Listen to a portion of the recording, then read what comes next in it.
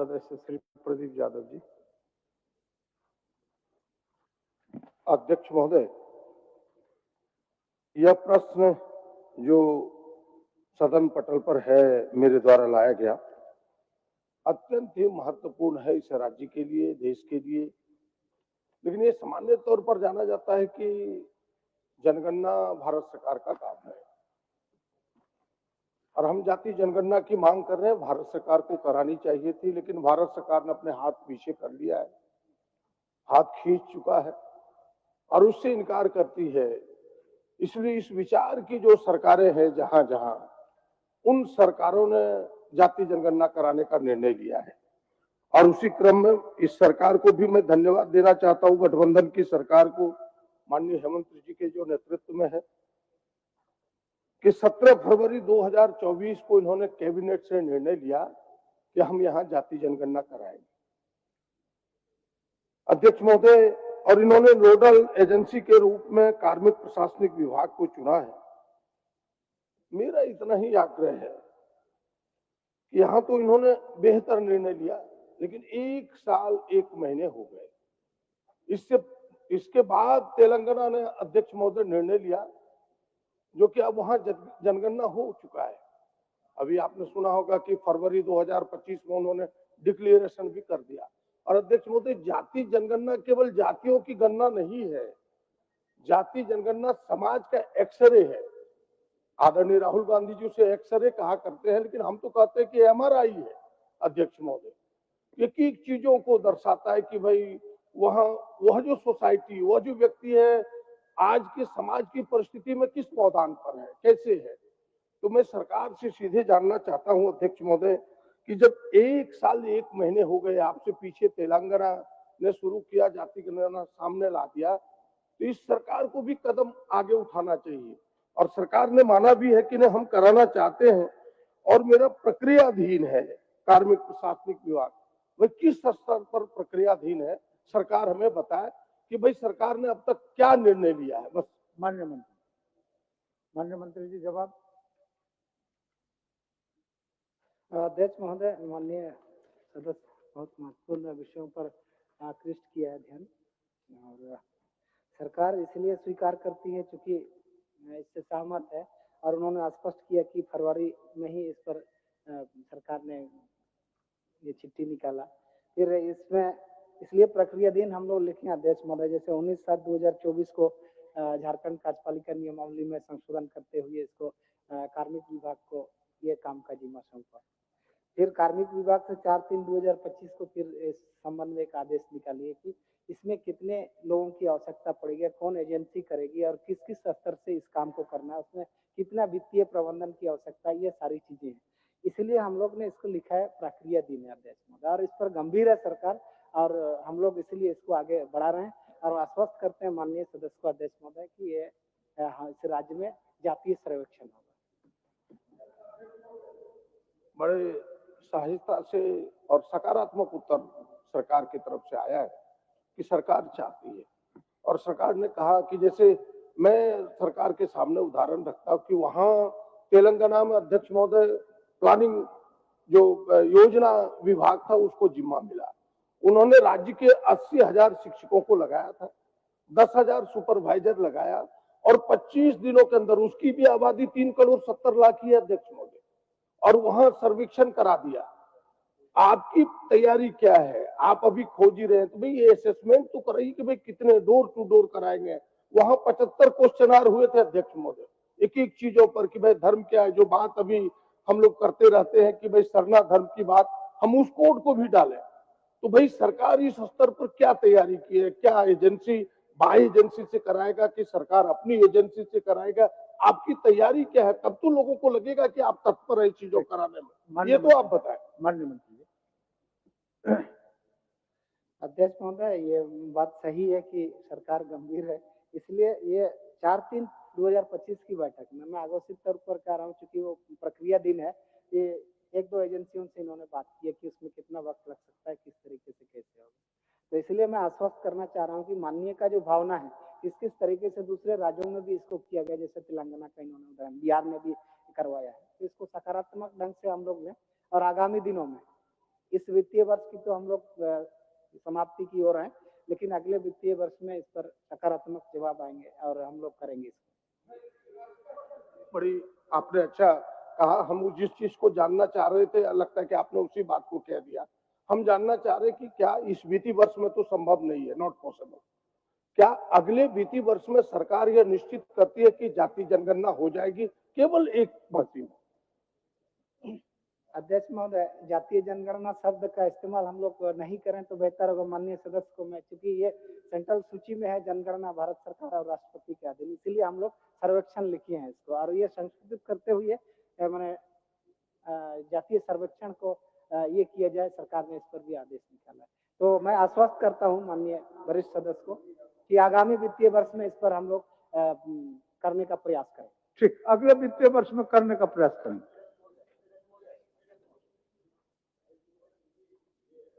एक बहुत अहम मुद्दा है महोदय, और शुरुआत से ही इसका डिमांड लगातार होता रहा है। ये चूंकि ये माननीय मंत्री जी अभी तक इनका जो जवाब है कि प्रक्रियाधीन है, कार्मिक विभाग काम करे, एजेंसी किसको करना है, अगले वित्तीय वर्ष तक। महोदय ये अगर इस मामले को महोदय अगर एक अगले वित्तीय वर्ष में अगर करेंगे तो उसमें टाइम देखा जाए कि आप धान रोपी के टाइम में कर रहे हैं कि कब कर रहे हैं, तो उससे पहले आप एक डेट, एक मोटा मोटी आप इसको, माननीय सदस्य का सवाल जो है राज्य हित में, अभी तो बोलेंगे कि देश हित में। हमसे पीछे जो जिन्होंने जातीय जनगणना को लाया उनका काम कंप्लीट हो गया, तो हमारा राज्य में भी कब लोग प्रवासी बाहर जाते हैं, कब आते हैं, इन तमाम चीजों को देख करके उस टाइम में एक डेट सुनिश्चित, एक माह सुनिश्चित कराया जाए और उसको निष्पादन करा दिया जाए महोदय। ठीक है माननीय मंत्री जी, धान रोपने, धान काटने या अन्य कामों में लोग बाहर निकलते हैं, उस समय सभी बातों को ध्यान में रखते हैं। ध्यान में रखेगी और बेहतर और सभी माहौल को अध्ययन करते हुए सर्वेक्षण का काम। कच्छप जी, राजेश कच्छप जी, आपका दूसरा सवाल है। अध्यक्ष महोदय, जवाब आया है महोदय, जवाब सकारात्मक आया है। केवल मैं इतना जानना चाहता हूँ सरकार से कि क्या मतलब जो क्या यह बात सही है कि झारखंड राज्य में कनीय अभियंताओं को ग्रेड पे रुपया 4200 से 4600 रुपया कराने का विचार रखती है, और कराने का विचार रखती है तो कब तक कराएगी? मैं सिर्फ इतना ही पूरा अपना जानना चाहता हूँ। ग्रेड पे की सवाल है। माननीय अध्यक्ष महोदय, माननीय सदस्य का प्रश्न का उत्तर बहुत स्पष्ट विभाग ने दिया है। बिहार राज्य में क्या ग्रेड पे मिल रहा है इसकी कोई आधिकारिक सूचना हमको नहीं है, और हमारा संकल्प ये कहता है कि केंद्र सरकार के समरूप मानदेय देने पर इन प्रिंसिपल हम एग्री हैं, सैद्धांतिक सहमति है। केंद्र सरकार में कनीय अभियंताओं को 4200 रुपया का ग्रेड पे दिया जाता है, मान्यवर हम लोग अपने राज्य में वही 4200 रुपया का ग्रेड पे इनको प्रदत्त कर रहे हैं। अब सवाल इस बात का है कि जब केंद्र सरकार के समरूप यह ग्रेड पे यहाँ पर कनीय अभियंताओं को दिया जा रहा है और वह भी 7th पे कमीशन के हिसाब से, तो इसमें बढ़ोतरी का सरकार के पास कोई भी प्रस्ताव विचाराधीन नहीं है। अध्यक्ष महोदय, जवाब में आया बहुत सकारात्मक जवाब है, मैं कह भी रहा हूँ कि सकारात्मक जवाब आए। प्रदेश महोदय बिहार से ही अलग हुआ महोदय, और वहाँ के जो कनीय अभियंता हैं उनको 4600 का ग्रेड पे मिल रहा है।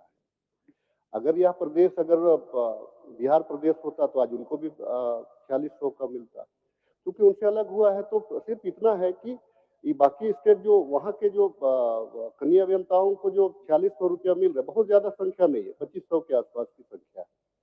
तो मैं सरकार से सिर्फ इतना कहना चाहता हूँ कि आपके पास में उदाहरण भी है, आपके पास में ठीक है, लिखित ये नहीं है, अगर आप बोलेंगे तो मैं उसकी एक सूची भी आपको उपलब्ध करा दूंगा और आग्रह करूंगा कि ज्यादा संख्या में नहीं है, इसको 4600 रुपया कर देने से मनोबल कर्मियों का बढ़ता है। माननीय मंत्री जी, विभाग ने सरकार के तरफ से बहुत स्पष्ट उत्तर दिया है। केंद्र सरकार के समरूप वेतनमान देना राज्य सरकार की प्राथमिकताओं में है। पड़ोसी राज्य अगर 4600 दे रहे हैं तो ये बाध्यकारी नहीं है। वेस्ट बंगाल 5200 रुपया दे देगा तो बाध्यकारी नहीं हो सकता। मान्यवर, वेतनमान में समरूपता आवश्यक है और समरूपता रखते हुए सरकार के पास इसके लिए कोई भी प्रस्ताव विचाराधीन नहीं है। मैं बस इतने हैं। माननीय मंत्री जी, मैं भी नहीं कह रहा हूँ कि ये बाध्यता है। ये बाध्यता तो केंद्र सरकार ने तो ओल्ड पेंशन बंद कर दिया, हम तो ओल्ड पेंशन भी दे रहे हैं, तो ये हमारी बाध्यता तो नहीं थी। लेकिन हम अपने राज्य कर्मियों के लिए, हम उनका सुरक्षा के लिए, उनका भविष्य के बारे में हम चिंतित हैं, उनके बारे में सोच रहे हैं। तो हमारा सिर्फ इतना कहना है कि केंद्र सरकार के समरूप जो देने का जो सरकार ने जो जवाब दिया है, तो बाकी राज्यों ने भी दिया है। जैसे बाकी राज्यों में दिया है, बिहार दिया है, बिहार दिया, छत्तीसगढ़ दिया है, यूपी दिया है, दिल्ली दिया है, उत्तराखंड दिया है। तो बाकी राज्यों ने तो नहीं दिया है, बाकी राज्यों ने दिया है। तो हम अपने राज्य को कहाँ पा रहे हैं? हम केंद्र सरकार की समरूपता की बात को अब छोड़ दीजिए, हम तो ओल्ड पेंशन भी दे रहे हैं, जो राज्यकर्मी खुश भी है। हम केवल इतना चाह रहे हैं कि जो कन्या अभियंता है उनकी संख्या 2500 के आसपास है, हम उसको जो है कि 46 दे सकते हैं, लेकिन हम देना चाहते हैं कि नहीं चाहते हैं, तो सिर्फ इसका जवाब। मान्यवर, पेंशन से वेतनमान की तुलना किसी सरकारी कर्मचारी के सेवानिवृत्त होने के बाद एक सामाजिक सुरक्षा के तहत सम्मानजनक जीवन जीने के उसके अधिकार की संतुष्टि है, और उससे वेतनमान की तुलना नहीं की जा सकती है। मैंने बहुत स्पष्ट शब्दों में यह कहा कि किसी भी संवर्ग के लिए उठाया हुआ कोई भी कदम सरकार के लिए प्रेसिडेंस बनता है, और कहीं से कोई भी इस तरह का प्रस्ताव विचाराधीन नहीं है। माननीय सदस्य अगर प्रस्ताव देते हैं, उस पर सम्यक विचारोपरांत सरकार को यह प्रतीत होता है कि ऐसा किया जाना आवश्यक है, तो हम लोग जरूर ध्यान देंगे। ठीक है। माननीय सदस्य सरजू राय जी।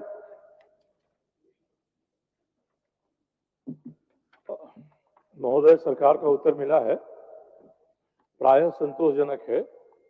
मैं केवल एक पूरक पूछना चाहता हूं कंडिका 3 के बारे में कि सरकार ने उच्च न्यायालय के सामने कहा है कि हम नगर निकायों का चुनाव 4 महीना के भीतर करा लेंगे। ये 4 महीना की अवधि 16 मई को पूरा हो रही है। 16 मई के पहले 1 महीना घोषणा होगी, उसके पहले तो चुनाव हो पाएगा। उस समय जो रफ्तार दिखाई पड़ रही है सरकार की, ट्रिपल टेस्ट संभव नहीं हो पाएगा तब तक। तो क्या सरकार उच्च न्यायालय का निर्णय मानकर बिना ट्रिपल टेस्ट के भी चुनाव कराएगी, या ट्रिपल टेस्ट कराकर ही चुनाव कराना है तो उच्च न्यायालय से और समय मांगेगी, समय सीमा बढ़ाने की मांग करेगी? सरकार यही बता देती। मान्यवर, तो सम्मानित सदस्य के द्वारा आप जवाब देंगे कि आपका? ठीक है, कोई बात नहीं। माननीय अध्यक्ष महोदय, माननीय सदस्य चाह रहे हैं कि ट्रिपल टेस्ट 16 मई से पूर्व करा पाएगी कि नहीं सरकार, क्योंकि वरिष्ठ सदस्य को मैं ये बताना चाहता हूं कि ये अवमानना का मामला हुआ, इसलिए कोर्ट ने एफिडेविट करके 16 मई तक का समय लिया, 4 माह, और 21 जिलों का सर्वेक्षण का काम पूर्ण हो चुका है, जिसका प्रतिवेदन भी प्राप्त है और कुछ जिलों का बाकी है। तो इसलिए चूंकि कोर्ट और सरकार का मामला है, अभी 16 मई में थोड़ा समय अभी बाकी है, मई तक वक्त है, इसलिए हम लोग उम्मीद करते हैं कि सरकार इस काम को पूरा कर लेगी। और ठीक। माननीय मंत्री संसदीय कार्य मंत्री, माननीय प्रभारी संसदीय कार्य मंत्री, आपको आप भी इस पर बोल दीजिए, क्योंकि आप बोल रहे थे लेकिन दीपक जी बोले, तो चलिए आप बोल दीजिए। नहीं, माननीय सदस्य ने जो आशंका व्यक्त की कि काम बहुत धीमी गति से चल रहा है, उसी पर मैं माननीय सदस्य को अवगत कराना चाहूंगा सदन के माध्यम से कि 24 में से 21 जिलों में हम लोगों ने ट्रिपल टेस्ट सर्वेक्षण का कार्य पूरा कर लिया। 3 जिलों का काम अपेक्षित है, और ये बात बिल्कुल सही है कि 16 अप्रैल को माननीय उच्च न्यायालय के द्वारा दी गई अवधि की समाप्ति है। 16 हाँ, तो मैं सिर्फ एक बात कहना चाहता हूं कि माननीय सदस्य ने जो कहा, सरकार कृत संकल्पित है कि ओबीसी को उसका आरक्षण मिले, और सरकार न्यायाधीशों का सम्मान भी करती है। यदि ऑनरेबल हाई कोर्ट का कोई न्यायाधीश आता है तो भी सरकार ऑनरेबल हाई कोर्ट से यह गुहार लगाएगी कि चूंकि ओबीसी के वर्गों के राजनीतिक प्रतिनिधित्व का मामला है, तो निश्चित रूप से कुछ समयावधि हमें देते हुए ट्रिपल टेस्ट करा के ओबीसी आरक्षण के उपरांत ही नगर निकाय के चुनाव कराने का आदेश दिया जाए।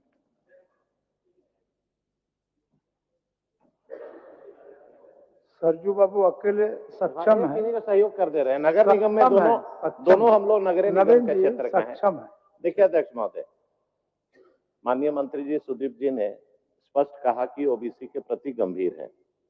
हम लोगों ने इसी राज्य में और इन्हीं की सरकार में देखा है कि मुखिया जिला परिषद के चुनाव में बिना ओबीसी को आरक्षण दिए चुनाव हो गया। माननीय सदस्य सरजू राय की चिंता स्पष्ट है और उनका पूरक भी स्पष्ट है। क्या सरकार ओबीसी को आरक्षण देते हुए 16 मई के पहले माननीय उच्च न्यायालय के आदेशानुसार कंटेम्प्ट ऑफ कोर्ट जो हुआ था, चुनाव कराएगी कि नहीं कराएगी? चुनाव आज से हम लोग स्पष्ट नहीं हो पा रहा है अध्यक्ष महोदय। नहीं, अब बटे ना आपको बोल। सरजू बाबू को पूछने दीजिए। महोदय, मैंने स्पष्ट रूप से इतना ही जानना चाहा है कि चूंकि कंटेम्प्ट का मामला था, सरकार ने एफिडेविट दिया है, तब सरकार के न्यायिक अधिकारी कोई रास्ता बताएंगे इनको? मैं इतना ही जानना चाहता हूं कि या तो कृत संकल्प हैं तो ट्रिपल टेस्ट समय पर न हो तब भी हम समय मांगेंगे। वैसी हालत में कंटेम्प्ट ऑफ कोर्ट में आपका क्या निर्णय हुआ, कोर्ट मानता है कि नहीं मानता है? और सुप्रीम कोर्ट का भी निर्णय है कि अगर ट्रिपल टेस्ट कराने में देर है तब भी आप चुनाव करा सकते हैं, जैसे पंचायतों का चुनाव हुआ। तो इसी मामले में सरकार स्थिति सदन को स्पष्ट कर दे कि ये स्थिति उत्पन्न होती है कि कंटेम्प्ट ऑफ कोर्ट में आपको फिर से जाना पड़ता है न्यायालय के सामने। 4 महीने का समय सरकार ने ही लिया है एफिडेविट देकर, तब सरकार को ऐसी स्थिति का सामना न करना पड़े न्यायालय के सामने जिससे साख इनकी कमजोर हो। वैसी हालत में सरकार के पास 2 विकल्प है, दोनों विकल्प में से कौन सा विकल्प सरकार चुनती है, मेरा यही सवाल है। माननीय मंत्री महोदय, माननीय सरयू राय जी के प्रश्न से पहले नवीन जी का भी प्रश्न आया था, उस पर भी 2 शब्द बोल देना जरूरी है। परिस्थितिजन्य विषयों के चलते इस राज्य में मुखिया का चुनाव बगैर ओबीसी आरक्षण के देखा है। सामान्य तौर पर कहने के लिए बड़ा आसान होता है मान्यवर कि सरकार ने चुनाव करवा दिया। परिस्थितियां जब अनुरूप नहीं हो और चुनाव न हो तो केंद्र सरकार ग्रांट रोकती है। मुखिया के चुनाव के समय भी, ग्राम पंचायत के त्रिस्तरीय चुनाव के समय भी यही परिस्थितियां थी। आज नगर निकाय के समय में भी यही परिस्थितियां हैं कि सरकार ने फाइनेंस कमीशन का बड़ा पैसा रोक रखा है। और मैं एक बात और स्पष्ट कहना चाहता हूं कि आज पिछड़ों के आरक्षण पर नवीन जी जो चिंता व्यक्त कर रहे हैं, मैं बड़े स्पष्ट शब्दों में यह कहता हूं कि भारतीय जनता पार्टी के शासन में 27% आरक्षण को घटाकर 14% करने का अपराध कर्म अगर किसी ने किया है तो उस पार्टी के भागीदार नवीन जी हैं।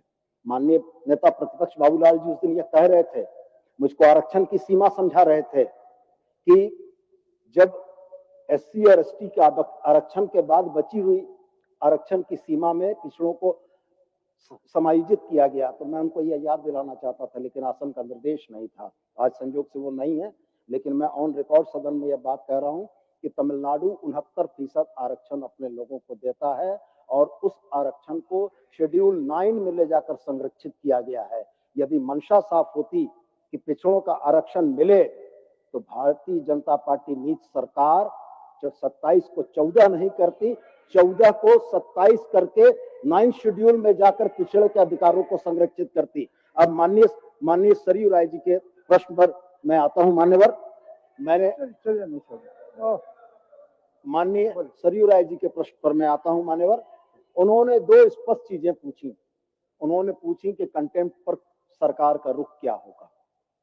हमने बहुत स्पष्ट और जवाब दिया उनको कि 16 तारीख की तिथि तक, चूंकि कुछ समय हमारे पास अभी बचा हुआ है, शेष 3 जिलों का अगर ट्रिपल टेस्ट आ जाता है और हम आरक्षण रोस्टर का अनुपालन करते हुए निकाय चुनाव के उन सीटों को आरक्षित करने में कामयाब होते हैं तो निश्चित समय अवधि में हम चुनाव कराएंगे।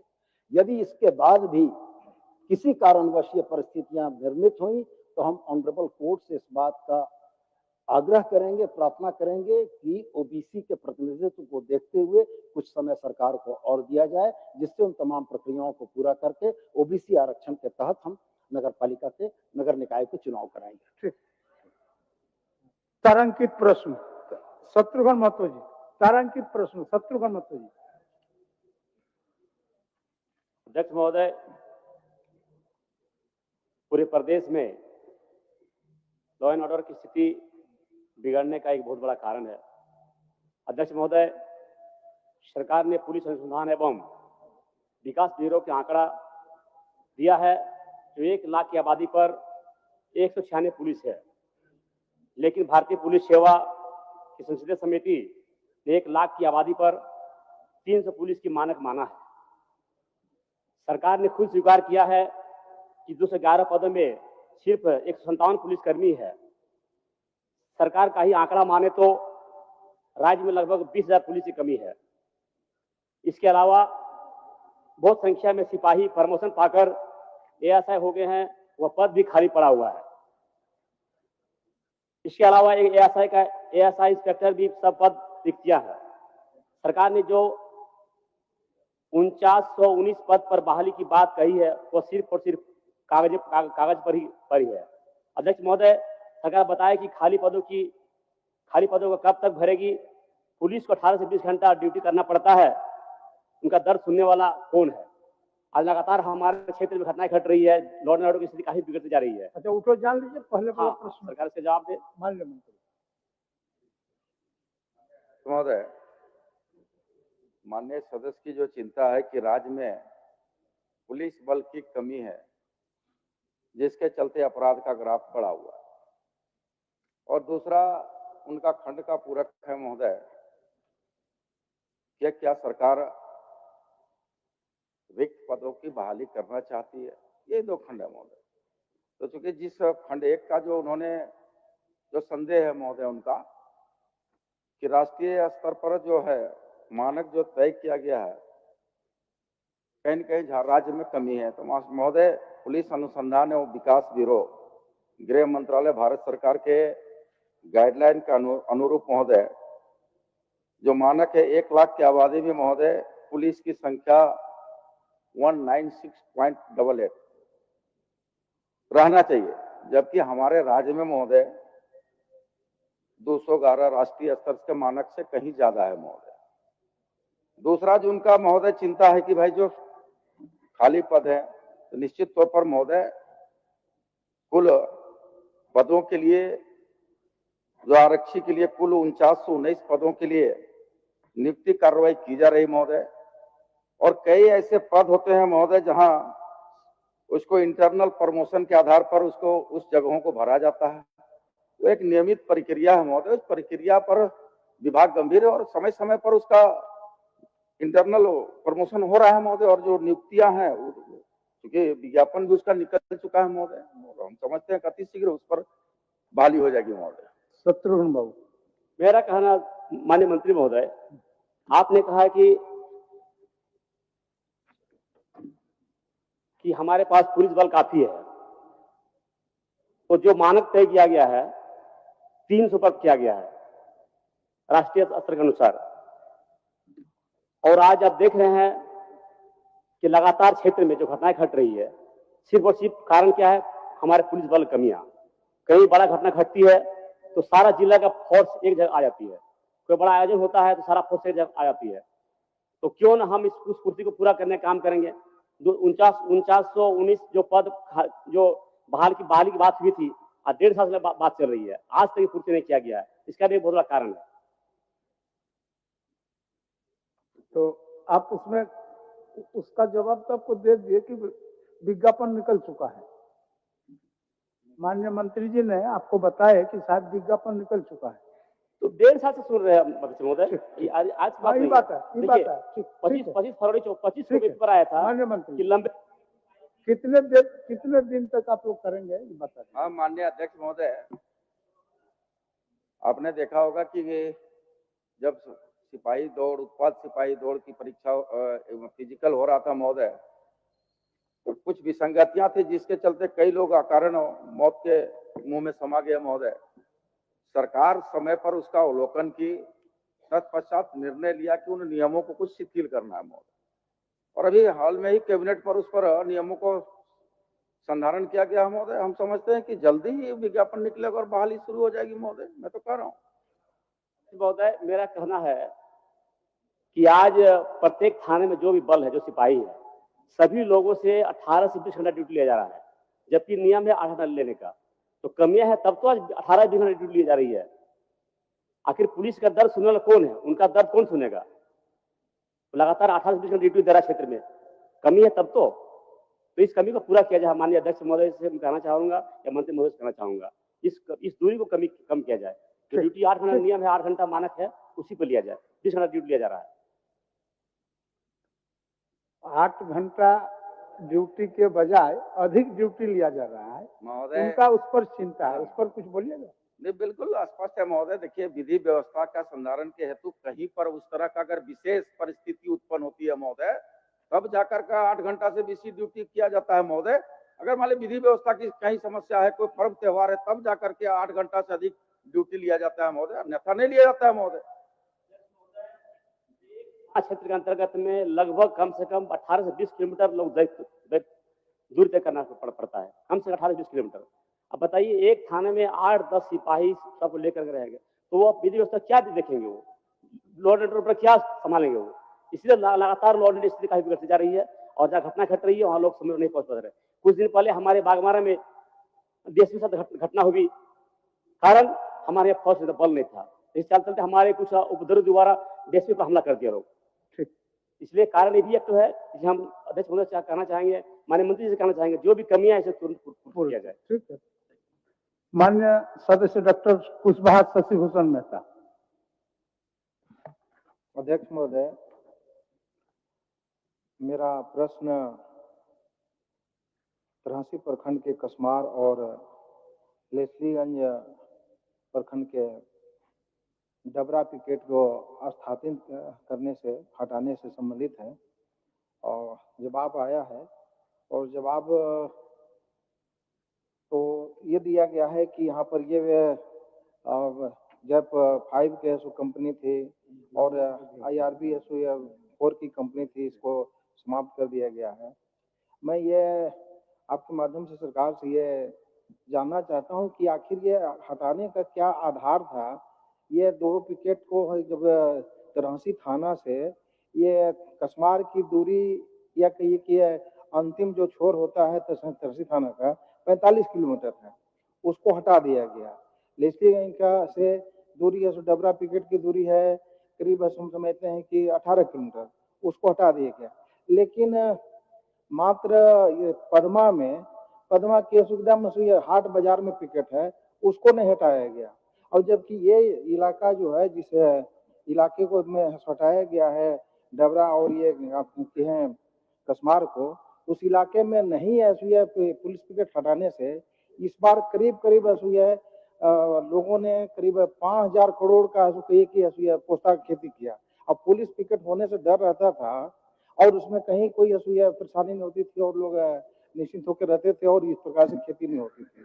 तो मैं आधार जानना चाहता हूँ किस आधार पर यह पदमा को नहीं हटाया गया और जो नक्सल प्रभावित इलाके थे, जहाँ पर अशांत रहते थे, थाना से काफी दूरी था, उसको हटा दिया। ये मैं जानना चाहता हूँ। माननीय मंत्री।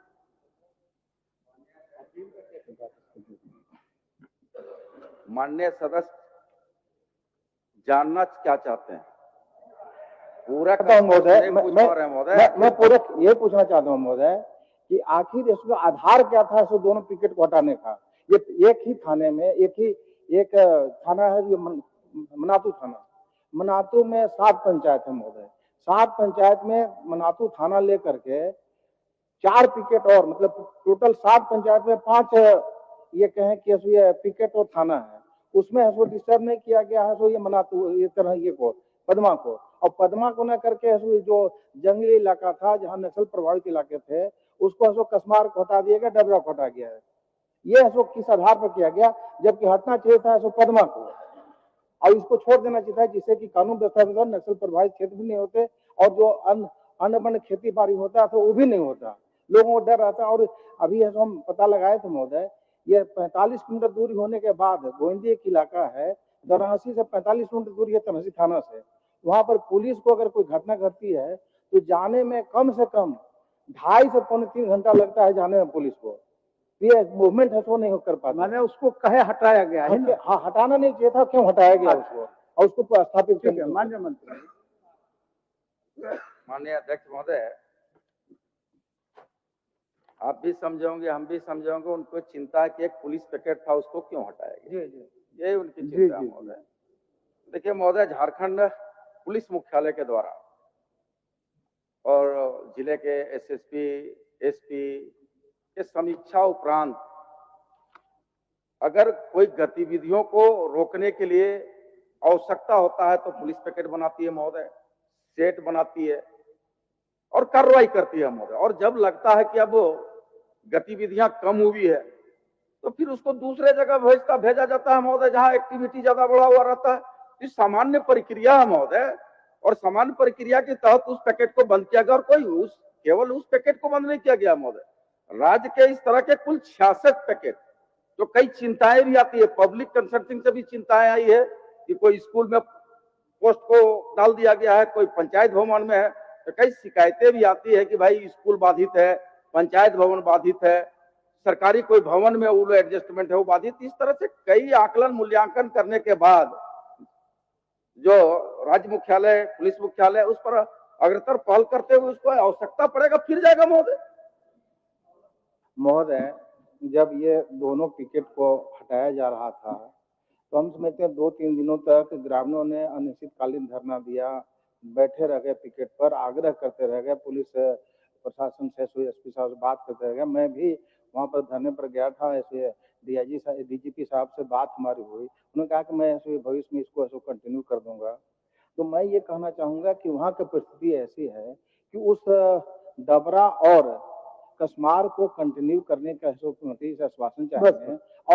और ये अगर जरूरी महसूस करें, पुलिस की जरूरी है कहीं, तो पदमा को हटा दिया जाए। पदमा में कोई आवश्यकता नहीं, उसको आप समीक्षा करवा लिया, देख लीजिए। पदमा कोई आवश्यकता नहीं है, क्योंकि एक ही यह थाना से करीब 7 किलोमीटर दूरी पर ऑन रोड है, इसको हटा देने से कहीं कोई परेशानी नहीं थी, लेकिन ये दोनों जगह रहना चाहिए महोदय। यह मैं मंत्री महोदय से आग्रह। माननीय मंत्री जी।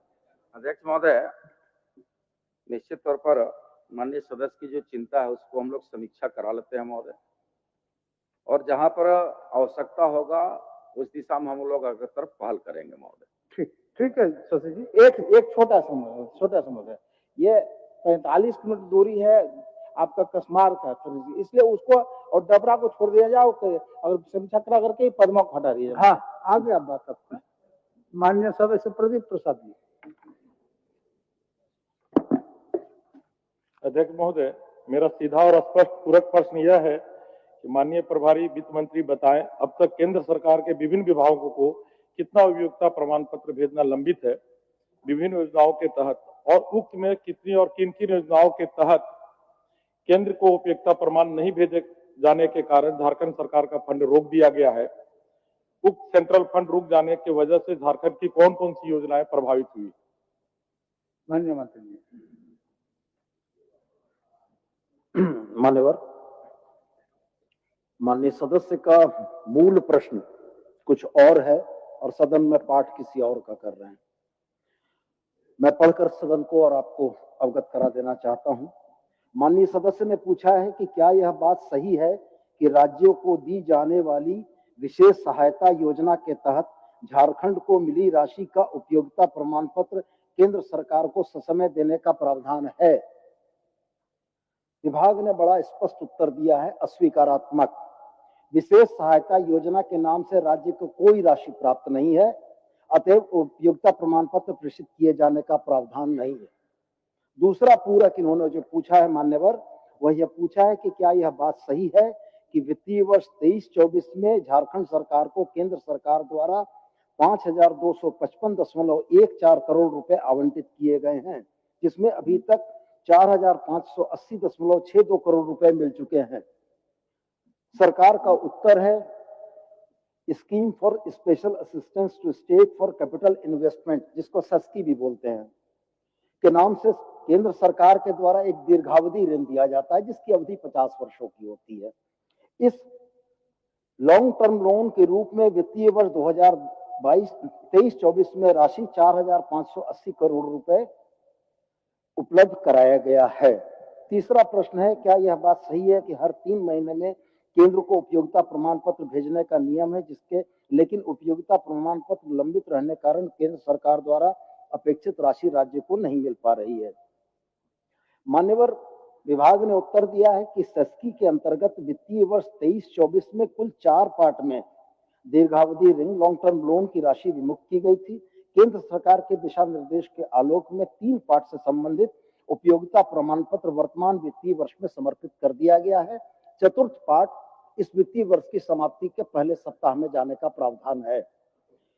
चौथा इनका प्रश्न था कि यदि उपर्युक्त खंडों के उत्तर स्वीकारात्मक हैं तो क्या सरकार वर्तमान वित्तीय वर्ष में लंबित पड़े उक्त सभी उपयोगिता प्रमाण पत्र केंद्र सरकार को भेजने का विचार रखती है? हाँ तो कब तक, नहीं तो क्यों?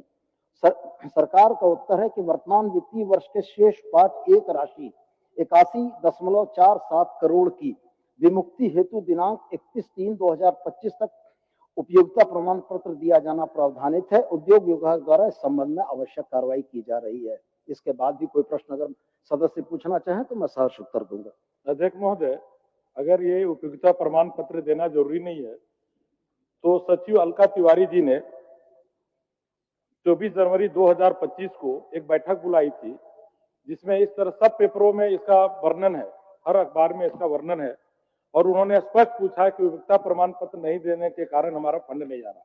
अगर सही है और मामला संवेदनशील है, राज्य का कहीं पैसा फंसता है तो राज्य का विकास प्रभावित होता है। तो अगर सही में राज्य का उपयोगिता प्रमाण पत्र नहीं देने से फंड नहीं आ पा रहा है तो उसमें सिंसियर होकर काम करना चाहिए और इसको जल्द से जल्द फंड लाने का उपाय करना चाहिए।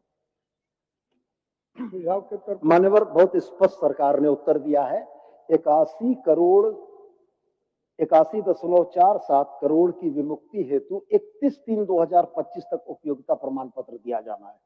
मान्यवर आज 24/3 में हम लोग बैठे हुए हैं, अभी हमारे पास 6 दिन शेष है और राशि कुल है 81.47 करोड़। तो सवाल इस बात का उठता है कि 81.47 करोड़ राशि के रुकने से राज्य का विकास रुक जाएगा। 15 फाइनेंस का पैसा रुका हुआ है मान्यवर, 1,36,000 करोड़ रुपया रुका हुआ है। राज्य के प्रति चिंता है तो उन राशि को तो दिलवा दें, हम लोग बेहतर परफॉर्म करेंगे। धन्यवाद मान्य। ठीक है प्रदीप जी। माननीय सदस्य कुमार उज्ज्वल, हो गया, अब इसमें कुछ बचा क्या? बचा हुआ क्या? अभी हमारे माननीय अध्यक्ष महोदय मंत्री जी बोल रहे हैं कि छोटा सा अमाउंट फंसा हुआ। ये छोटा सा अमाउंट का मतलब नहीं महोदय, मतलब सिर्फ ये है कि हमारे पदाधिकारी कितने जागरूक है। अगर 1,36,000 करोड़ फंसा हुआ है जिसके बार बार चर्चा हो रही है पूरे राज्य में, तो कहीं न कहीं पदाधिकारियों की लापरवाही के चलते इतना बड़ा फंड धीरे धीरे जमा हो रहा है। तो छोटा फंड को छोटा न समझे, हमारे पदाधिकारीगण कितने सिंसियर है फंड लाने में सेंट्रल से और क्या क्या हो सकता है सेंट्रल से, इसमें गंभीर रहना चाहिए। हमारे मंत्री महोदय बहुत सिंसियर है, इनके जवाब से मैं हमेशा संतुष्ट होता हूँ, सदन में अच्छा जवाब देते हैं, तो काम भी अच्छा होना चाहिए महोदय। ठीक, माननीय सदस्य कुमार उज्ज्वल। धन्यवाद अध्यक्ष महोदय।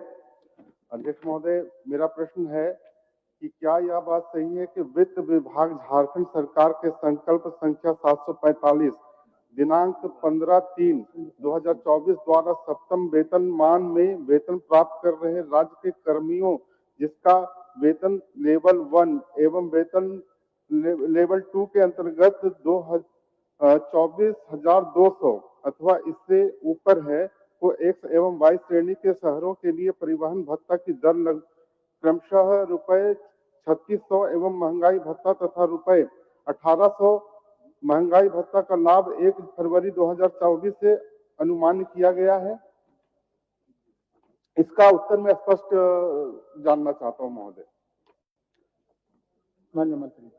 माननीय सदस्य के प्रश्न का उत्तर विभाग ने स्वीकारात्मक दिया, सरकार इस बात को स्वीकार करती है। महोदय, मेरे पास जो सूचना आई है कि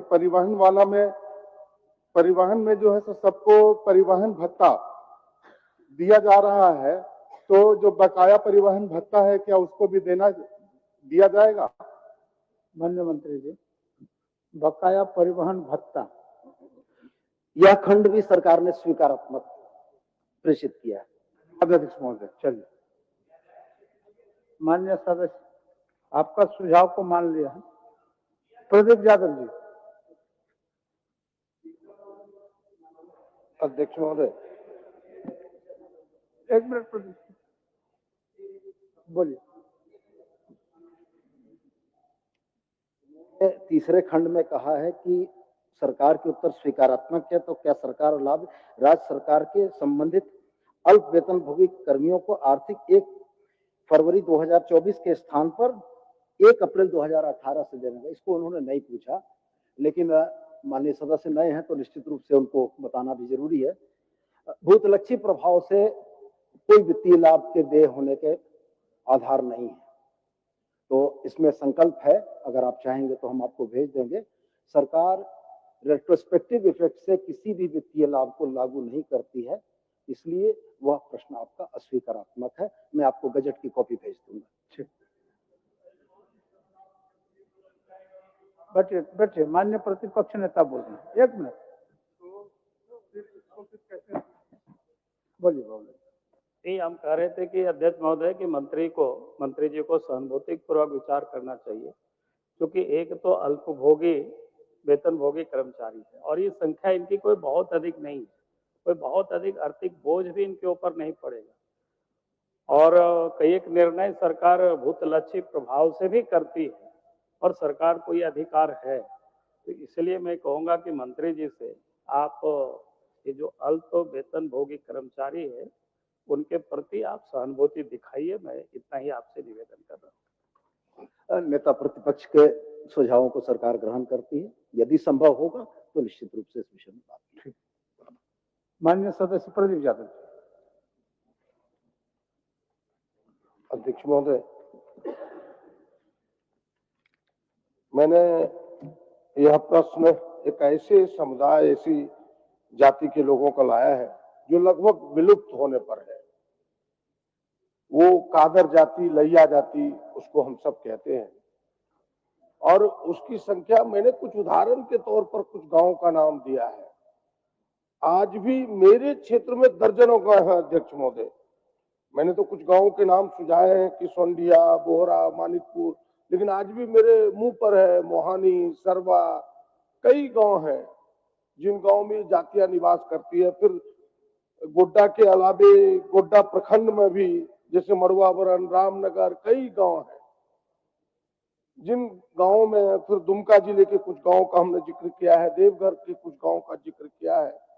और मैं बड़े दावे के साथ कहता हूं अध्यक्ष महोदय कि आजादी के 75 साल बाद भी एक ग्रेजुएट नहीं है उसमें, एक ग्रेजुएट नहीं है उस जाति में। और इतना ही नहीं, यहाँ तक कि वो एक चतुर्थ वर्गीय कोई नौकरी भी नहीं करता है सरकारी, बड़ा दावा है मेरा। तो इसके बावजूद उसकी हालत इतनी खराब है कि हैंड टू माउथ है, वो मुख्य रूप से उसका पैसा है मिट्टी काटना और खाना। और 90 से 95% लोग भूमिहीन है, किसी तरह अपना एक झोपड़ी बना के रहता है। मैंने दलित समुदाय से भी, पहाड़िया समुदाय से भी अध्यक्ष महोदय, आज मैंने अखबार को जब देख रहा था तो जैसे पहाड़िया समुदाय के बारे में आज निकला है कि साहबगंज में 5 लोग मर गए दबा के बिना, तो उससे भी बदतर स्थिति में ये जाति जी रही है। तो हमने सरकार से इतना ही आग्रह किया कि भाई आप एक सर्वे करा करके, सर्वेक्षण करा करके इस जाति को कम से कम अनुसूचित जाति का दर्जा आप दें। ये मेरा आग्रह है, ये मेरा विनती है, और इसीलिए इस प्रश्न को लाया हूं। और निहायत जरूरी है अध्यक्ष महोदय, ने तो वह जाति बिल्कुल विलुप्त हो जाएगा, मैं दावे के साथ कह सकता हूं, जो हमने देखा है। माननीय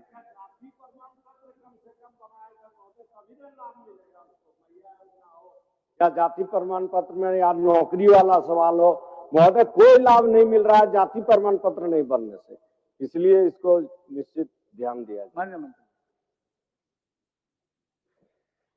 अध्यक्ष महोदय, विभाग द्वारा उत्तर दिया है इसमें स्पष्ट रूप से। देवघर के बारे में डीसी से भी प्रतिवेदन प्राप्त हुआ, उस संबंध में उन्होंने इनकार किया है। लेकिन ये जो कादर और लया जाति, कादर और लोया जामताड़ा जिला में भी है, लया जाति के संदर्भ में इन्होंने पूछा है अध्यक्ष महोदय। तो इसमें लया जाति को राज्य अनुसूचित जाति, अनुसूचित जनजाति, अत्यंत पिछड़े वर्ग, अन्य पिछड़े वर्गों की सूची में नहीं है। ये स्पष्ट है 3 जिलों का प्रतिवेदन के आधार पर, आयुक्तों द्वारा दी गई प्रतिवेदन के आधार पर। आप प्रश्न को माननीय मंत्री जी, हमको लगता है कि आप समझ नहीं पाए हैं। आपसे आग्रह होगा कि तेरे यह जाति पिछड़ी जाति में है, मैं आपको बता रहा हूँ। आप बैठ जाइए मंत्री जी, बैठ। यह जाति अध्यक्ष महोदय पिछड़ी जाति में है, लेकिन पिछड़ी जाति में इतने पीछे हो जाते कि कोई लाभ ही नहीं हो पाता। और मैं आपसे आग्रह करूंगा कि आप संथाल पड़ा से कमिश्नर से, जैसे जामताड़ा में 20 की संख्या है, देवघर में भी है, गोड्डा में भी है, दुमका में भी है, आप कमिश्नर से एक रिपोर्ट लें और एक भी अगर सरकारी नौकरी में होगा तो आप हमें बताएं, जबकि उसकी आबादी है अध्यक्ष महोदय, इतना पिछड़ा हुआ है, अपनी जमीन किसी को नहीं है, एकदम भूमिहीन लोग हैं। तो इससे बदतर क्या होगा? हमने आपसे आग्रह किया कि पिछड़ी जाति में रहते हुए लाभ नहीं ले पाता, क्योंकि पिछड़ी जाति में से मजबूत लोग हैं। आप इसे अनुसूचित जाति यानी एससी की श्रेणी में डालिए, इसकी अनुशंसा कीजिए, जिसका आपने उत्तर भी दिया है कि अनुसूचित जाति में कैसे शामिल होता है। उसका आपने कहा 341 के अनुसार आपने कहा कि राष्ट्रपति इसके नोटिफिकेशन करेंगे राज्यपाल के परामर्श से। और राज्यपाल को परामर्श कौन देगा? आप देंगे, मंत्रिमंडल देगा। उसी के लिए तो परामर्श आप है, उसी के लिए तो ये मंत्रिमंडल है। तो इसी मंत्रिमंडल से तो हमने मांग किया अध्यक्ष महोदय, आपके उत्तर के लिए ही हम खड़े हैं कि आपने खुद कहा है कि राज्यपाल के परामर्श से राष्ट्रपति इसका नोटिफिकेशन करेगा। तो हम कह रहे हैं कि कमिश्नर से इसकी जांच कराइए और कमिश्नर से सर्वे रिपोर्ट लेके, उपायुक्तों से रिपोर्ट लेके, गहनता से रिपोर्ट लेकर के, अगर उस लायक है पहले आप रिपोर्ट तो मंगाइए और फिर इसे भारत सरकार के पास भेजिए। बस इतना ही आग्रह है। अब मेरा प्रश्न आपको स्पष्ट हुआ होगा। नहीं अध्यक्ष महोदय, माननीय सदस्य का प्रश्न पहले से स्पष्ट है, क्योंकि ये पिछड़ी जाति में है, ये बात मैं भी स्पष्ट कर रहा हूँ, लेकिन ये चाहते हैं कि उनको अनुसूचित जाति में, एससी में शामिल किया जाए।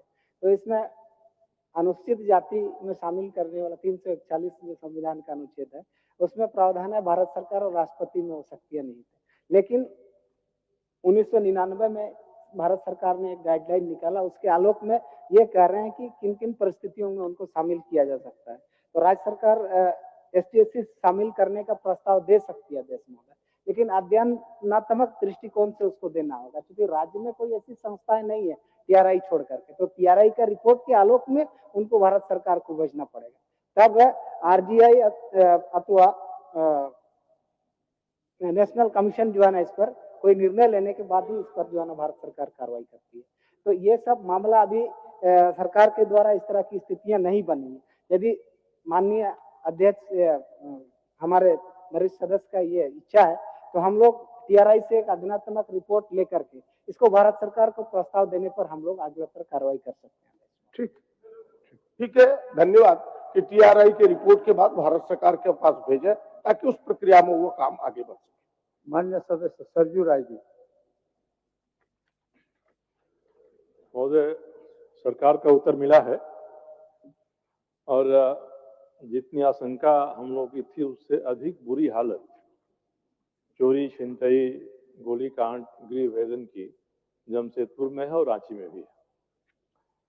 महोदय, मैं सरकार से इतना ही जानना चाहता हूं कि जो गृह भेदन है, फ्लाइट बंद है, किसी काम के लिए कोई घर से 1 दिन के लिए 2 दिन के बाहर गया है, ताला तोड़ के चोरी हो जाती है। क्वार्टर में भी कोई बगल में शादी के फंक्शन में गया है, वहां चोरी हो जाती है। महोदय, तो इसके बारे में इन्होंने कहा है कि 4 कांडों का उद्भेदन ये कर चुके हैं, 24 कांड जो रिपोर्टेड है। जो रिपोर्टेड नहीं हो तो अलग है। महोदय, सरकार ये बताएगी कि कोई ऐसा एक सुनियोजित गैंग है जो इसको कर रहा है, वह गैंग शहर के भीतर का है, शहर के बाहर से आया है, शहर के भीतर कोई सूचक लोगों का समूह है जो हर मोहल्ले में ये सूचना देता है कि अमुक आदमी 2 घंटे के लिए अपने घर से बाहर जा रहा है, तो उसके घर में ताला तोड़ के और चोरी कर लीजिए। सरकार ये बताए कि किस उद्भेदन के बाद से क्या किस निष्कर्ष पर सरकार पहुंची है। माननीय मंत्री। माननीय अध्यक्ष महोदय, वरिष्ठ सदस्य आदरणीय सरजू बाबू का जो चिंता है, निश्चित तौर पर बड़ी गहरी चिंता है महोदय कि लोग आजकल जाते हैं कहीं शादी विवाह में, घर में घंटा 2 घंटा बंद रहता है तो उसके घर पर चोरी हो जाती है। गहने, रुपये, पैसे, जेवरात सब लूट के ले जाते हैं महोदय। इस तरह का महोदय पूरे राज्य में, और ये अंतर्राज्यीय गिरोह है महोदय, बाहर से भी लोग आते हैं, कई उद्भेदन भी हुआ है महोदय। और जो सरजू बाबू की जो चिंता है उसमें कई कांडों का उद्भेदन भी हुआ है महोदय, और कई कांडों के लिए लगातार प्रयास किया जा रहा है महोदय। उसके लिए एसआईटी का भी गठन किया गया है महोदय, आवश्यकता अनुसार एसआईटी का भी गठन अगर जरूरत होगा पुनः किया जाएगा महोदय। लेकिन जो अधिकांश केसेस हैं उस पर अभी उद्भेदन कर लिया गया महोदय। जो शेष बचे हुए उस पर अतिशीघ्र हमारी पुलिस उद्भेदन करेगी महोदय। एक मिनट महोदय, मैं केवल एक पूरक अपनी तरफ से पूछना चाहता हूँ। और खंडिका 2 में मैंने पूछा है कि पुलिस बल की बड़ी ताकत शहरों में 100-200 मीटर दूरी पर अलग अलग हेलमेट चेकिंग में दोपहिया वाहन में लगी रहती है, बहुत बड़ी ताकत लगी रहती है, और बहुत दिनों से ऐसा हो रहा है। एक तो पुलिस की बड़ी ताकत जो मोहल्लों में गृहभेदन ना हो, कानून व्यवस्था ठीक रहे, इसके लिए काम कर सकती थी, वो चेकिंग में लगी हुई है लगातार। लंबे समय तक चेकिंग होने के बाद भी हेलमेट आदि का चेकिंग चलते ही रहता है। और अब तो पुलिस के 2-3 अधिकारी आपस में लड़ने लगे हैं कि आपका क्या अधिकार है, हम यहाँ करेंगे। और एक ही आदमी के मोटरसाइकिल की चेकिंग 200 मीटर पर 2 जगह हो गई जमशेदपुर में। ये मैंने वहाँ बताया है बड़ी अधीक्षक को, पुलिस अधीक्षक को, कार्रवाई भी की उन्होंने। महोदय एक बार सोचना चाहिए कि हम लोग इतनी बड़ी ताकत चेकिंग में क्यों लगा रहे हैं, हेलमेट चेकिंग में शहरों में। 2-4 जगह रहे जहाँ हो जाए। एक तो प्रभाव होना चाहिए कि सरकार चेक कर रही है, हम हेलमेट और लाइसेंस लेके चलेंगे, मगर चेकिंग भी हो रही है, ऐसी घटनाएं रोज बढ़ भी रही हैं, बड़ी ताकत पुलिस की लगी हुई है। इस ताकत को क्या सरकार लगाना चाहती है मोहल्लों में, टोलों में, कानून व्यवस्था को ठीक करने के लिए, और ये सीमित जगह पर, चिन्हित जगहों पर ये करें कि यहाँ चेकिंग हो रही है। आपने उनको बोलने दी। अध्यक्ष महोदय, हमारे कोडरमा के भी महोदय झुमरी तिलैया से लेकर मरकचो तक हर दिन किसी न किसी प्रकार की ये घटनाएं आती है महोदय। 6 महीने का एक बार डिटेल भी मंगा लिया। सवाल तो नहीं इसमें अंकुश लगाना बहुत जरूरी है महोदय। माननीय सदस्य, ताला को तोड़ करके अध्यक्ष महोदय चोरी का अंजाम दिया जाता है। अध्यक्ष महोदय किसी तरह से सामान रखते हैं, उनका अलमीरा को, उनका पलंग को, हर जगह तोड़ ताड़ करके महोदय ये घटना को अंजाम दिया जा रहा है। आखिर कौन सा गिरोह सक्रिय है महोदय, इसका जरूर एक बार चिंता करने की जरूरत है। चलिए माननीय सदस्य, आपको भी क्वेश्चन के रूप में लाना चाहिए। सही बात। ये जो घटना घट रही है ये अंतर्राष्ट्रीय गिरोह है। जितना घर और गली मोहल्ला में ठेला वाला जो टीना चुनता है, और जो घटना घट रही है ये बांग्लादेशी ही घुसपैठ है अध्यक्ष महोदय, और इसी के माध्यम से ये रोज चोरी हो रहा है। महोदय लगता है क्या मान्य है नवीन जायसवाल जी को अब उम्र का तकाजा एहसास उनको होने लगा है महोदय। मैंने अंतर्राज्यीय कहा, अंतर्राष्ट्रीय सुनाई पड़ता है उनको अंतर्राष्ट्रीय सुनाई पड़ता है महोदय। अब उम्र हमको लगता है कि 50 के पार कर गया महोदय। चोरी बंद करने का उपाय हम उसी विषय पर आ रहा हूँ महोदय। मैंने पहले ही कहा कि चूंकि इस तरह की घटनाएं कई जिलों में घटित हुई है महोदय। हम बोकारो जिला की भी बात करेंगे महोदय, वहां छत्तीसगढ़ से लोग आए थे महोदय, छत्तीसगढ़ से, और कांड का उद्भेदन हुआ है महोदय। और हमको बताने में कहीं कोई हिचक नहीं है महोदय कि 56 घरों में उन्होंने लूटपाट किया था महोदय। लेकिन हमारी पुलिस तत्परता के साथ छत्तीसगढ़ से गिरफ्तार करके लाई, और माल भी बरामद की महोदय, माल भी बरामद करके लाई। उसी तरह ये संज्ञान में आया है महोदय, तो निश्चित तौर पर इसका उद्भेदन होगा। और आश्वस्त रहे कि और दूसरा जो सरजू बाबू का एक सवाल था, निश्चित तौर पर अमूमन ऐसा देखने को उनका जो कहना है कि हेलमेट चेक करने में परेशान रहता है लोग, हेलमेट चेक करने में, मोटरसाइकिल चेक करने में, दोपहिया चेक करने में पुलिस वाले आपस में कहीं उस तरह का कोई जानकारी तो विभाग को नहीं है महोदय। लेकिन चूंकि वो भी एक प्रक्रिया है महोदय, हेलमेट चेक करना, गाड़ियों की कागजात चेक करना, वो भी एक नियमित प्रक्रिया है महोदय।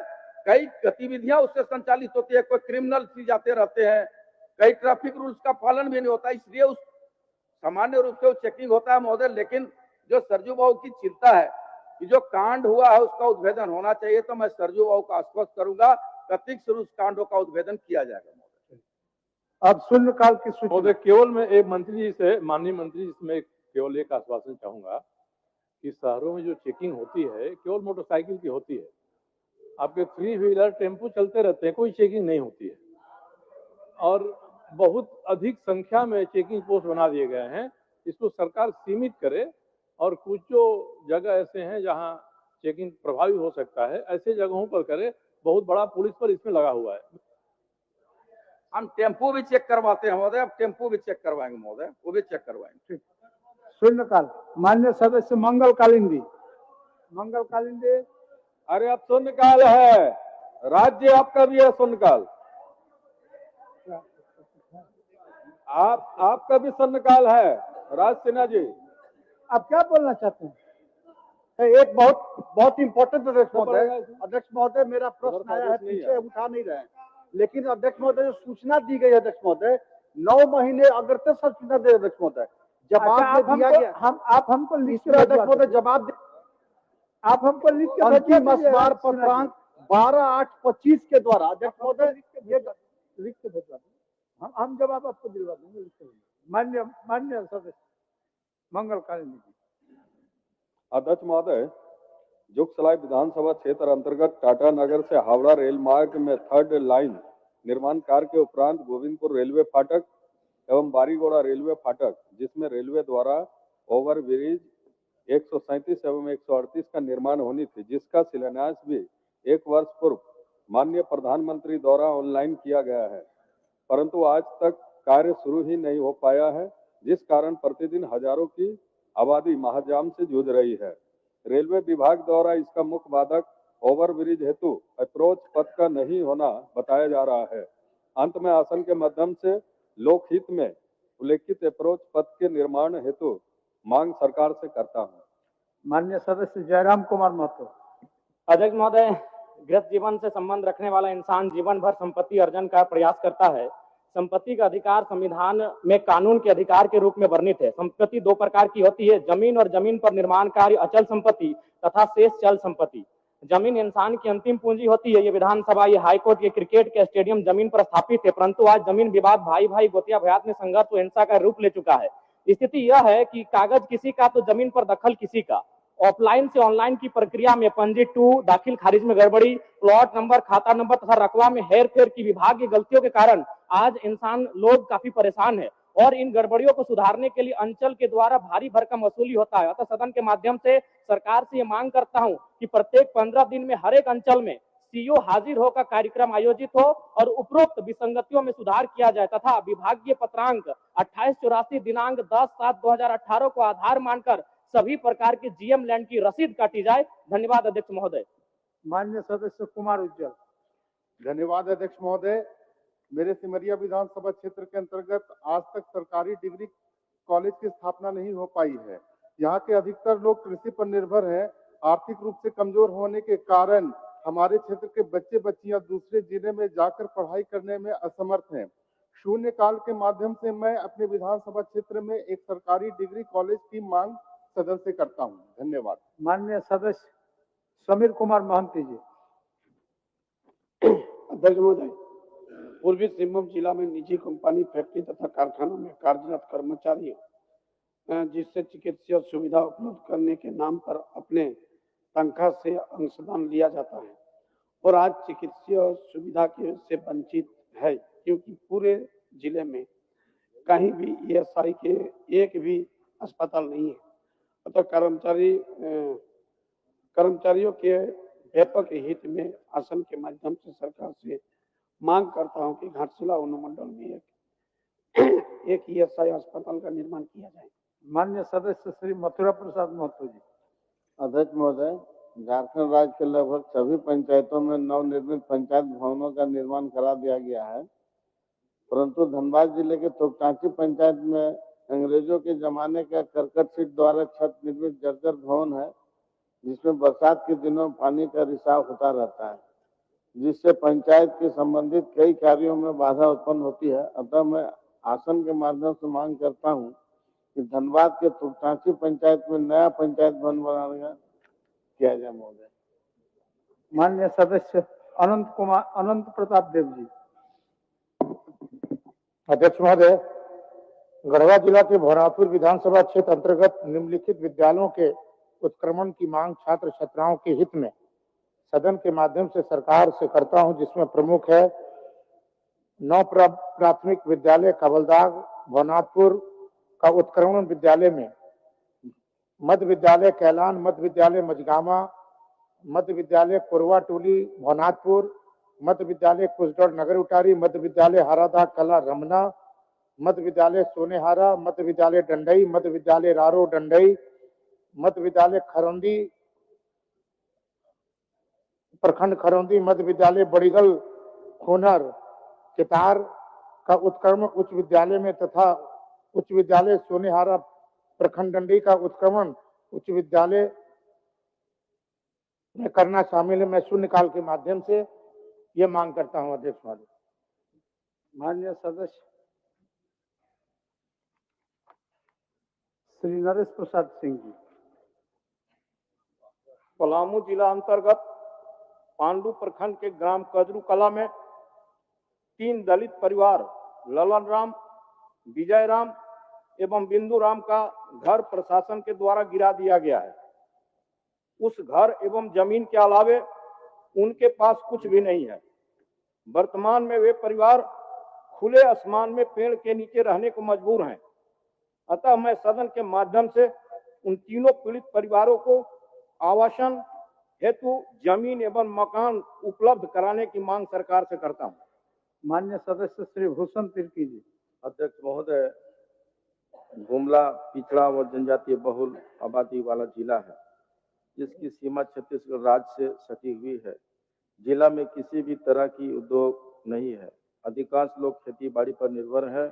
जिले में एक भी सरकारी नर्सिंग कॉलेज नहीं है, जिसके कारण प्राइवेट नर्सिंग कॉलेज का सहारा लेना पड़ता है, जहां की ट्रेनिंग फीस अधिक रहती है। अतः मैं सदन के माध्यम से सरकार से मांग करता हूं कि सरकारी नर्सिंग कॉलेज की स्थापना की जाए, ताकि गुमला विधानसभा के गरीब गुरबा युवक युवतियों को निःशुल्क नर्सिंग ट्रेनिंग मिल सके। माननीय सदस्य श्री राज सिन्हा जी। अध्यक्ष महोदय, धनबाद जिला मुख्यालय स्थित हीरापुर चिल्ड्रन पार्क राष्ट्रीय स्तर का खिलाड़ी देने वाला वॉलीबॉल मैदान आज जीर्ण अवस्था में है। मैदान को आधुनिक संरचना युक्त 4 दीवारी निर्माण नहीं होने तथा डे बोर्डिंग प्रारंभ नहीं होने के कारण स्थानीय पुरुष एवं महिला खिलाड़ियों के अभ्यास हेतु कठिनाइयों का सामना करना पड़ता है। मैदान घेराबंदी निर्माण नहीं होने के कारण असामाजिक तत्वों का अड्डा तथा जानवरों का चारागाह बन चुका है। अतः सरकार से मांग करता हूं कि उक्त वॉलीबॉल मैदान को अविलंब आधुनिक संरचना युक्त 4 दीवारी निर्माण सहित डे बोर्डिंग प्रारंभ कराई जाए। माननीय सदस्य श्री नमन बिस्कल कोंगाड़ी जी।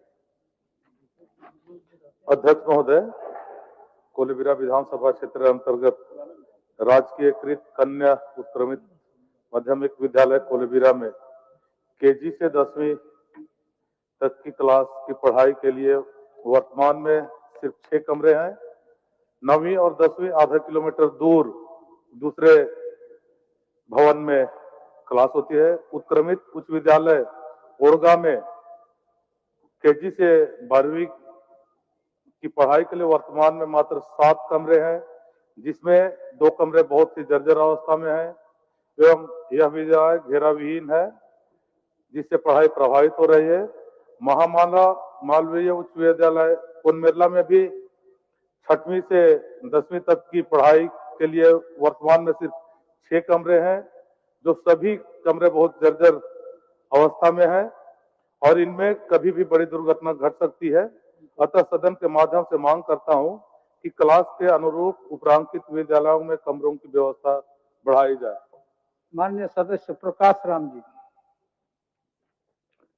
अध्यक्ष महोदय, मेरे विधानसभा क्षेत्र लातेहार का चंदवा प्रखंड NH 39 NH 22 पर स्थित है।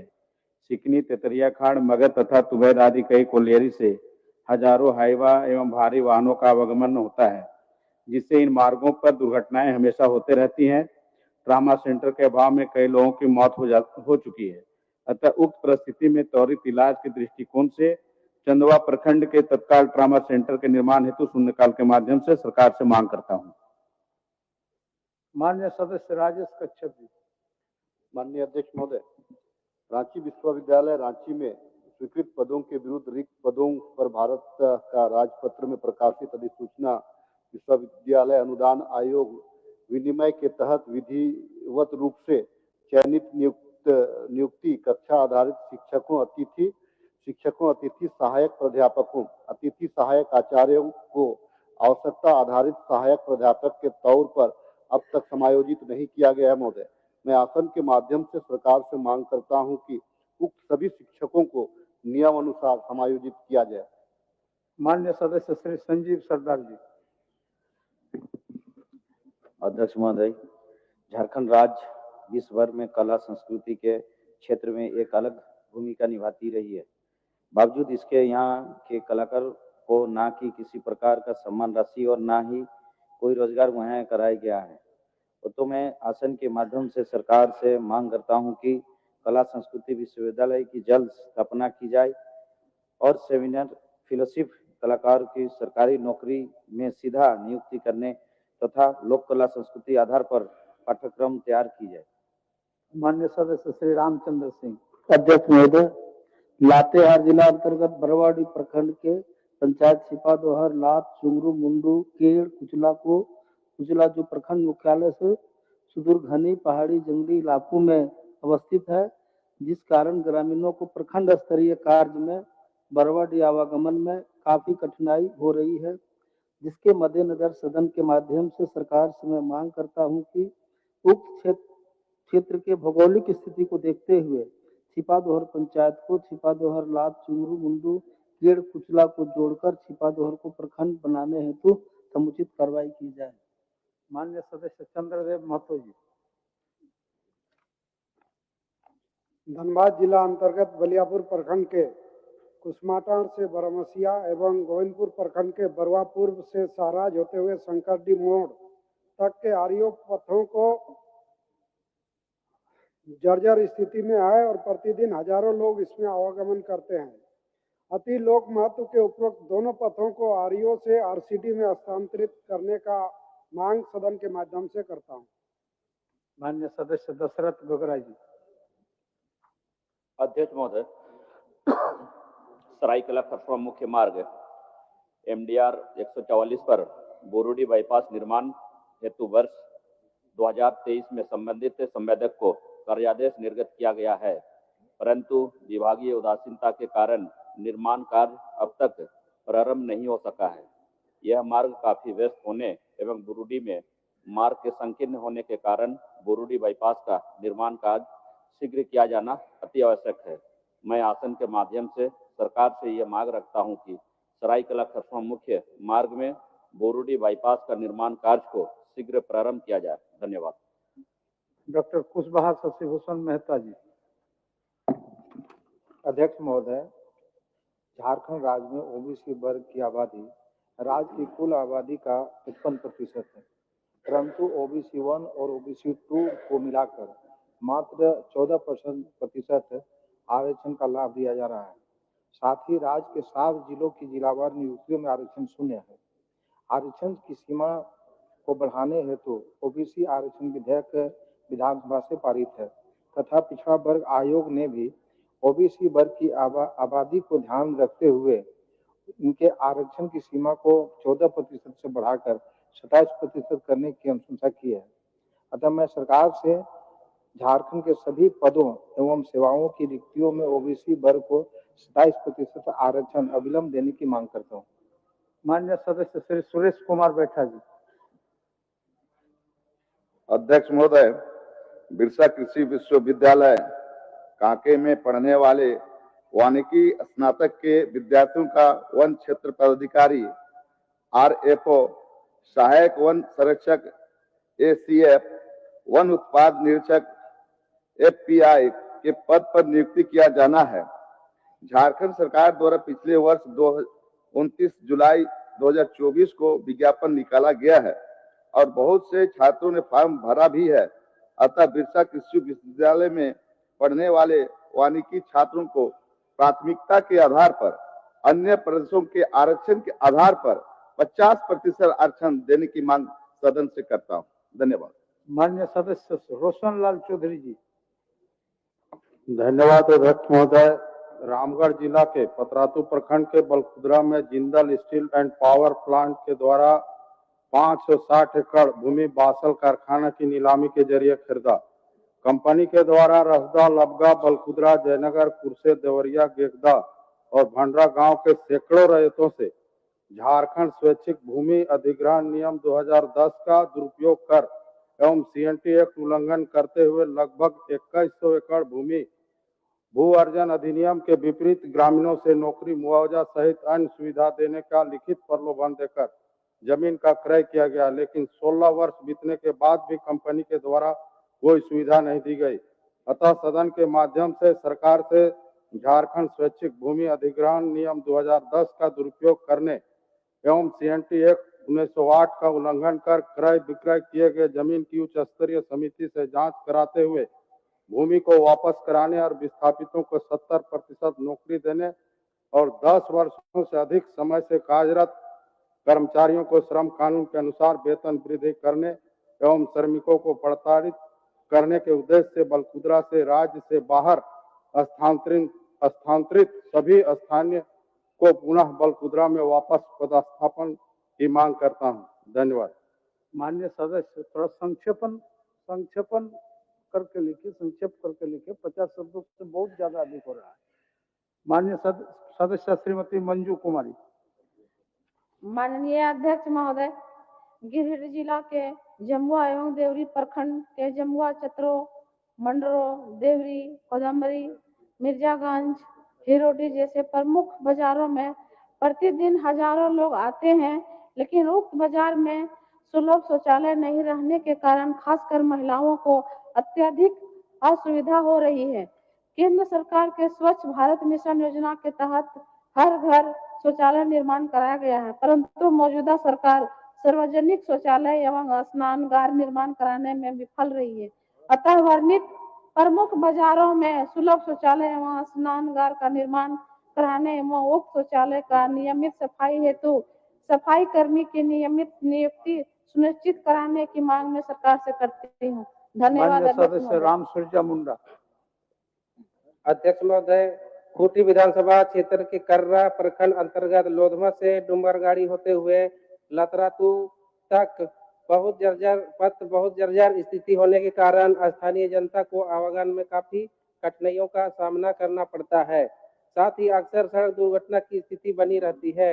अतः जनहित एवं क्षेत्र हित में लोधमा से डुमरगाड़ी होते हुए लतरातू पथ जो ग्रामीण कार्य विभाग अंतर्गत आता है, उसे अविलंब नवीनीकरण कराने हेतु शून्यकाल के माध्यम से सरकार से मांग करता हूं। धन्यवाद। माननीय सदस्य अमित कुमार।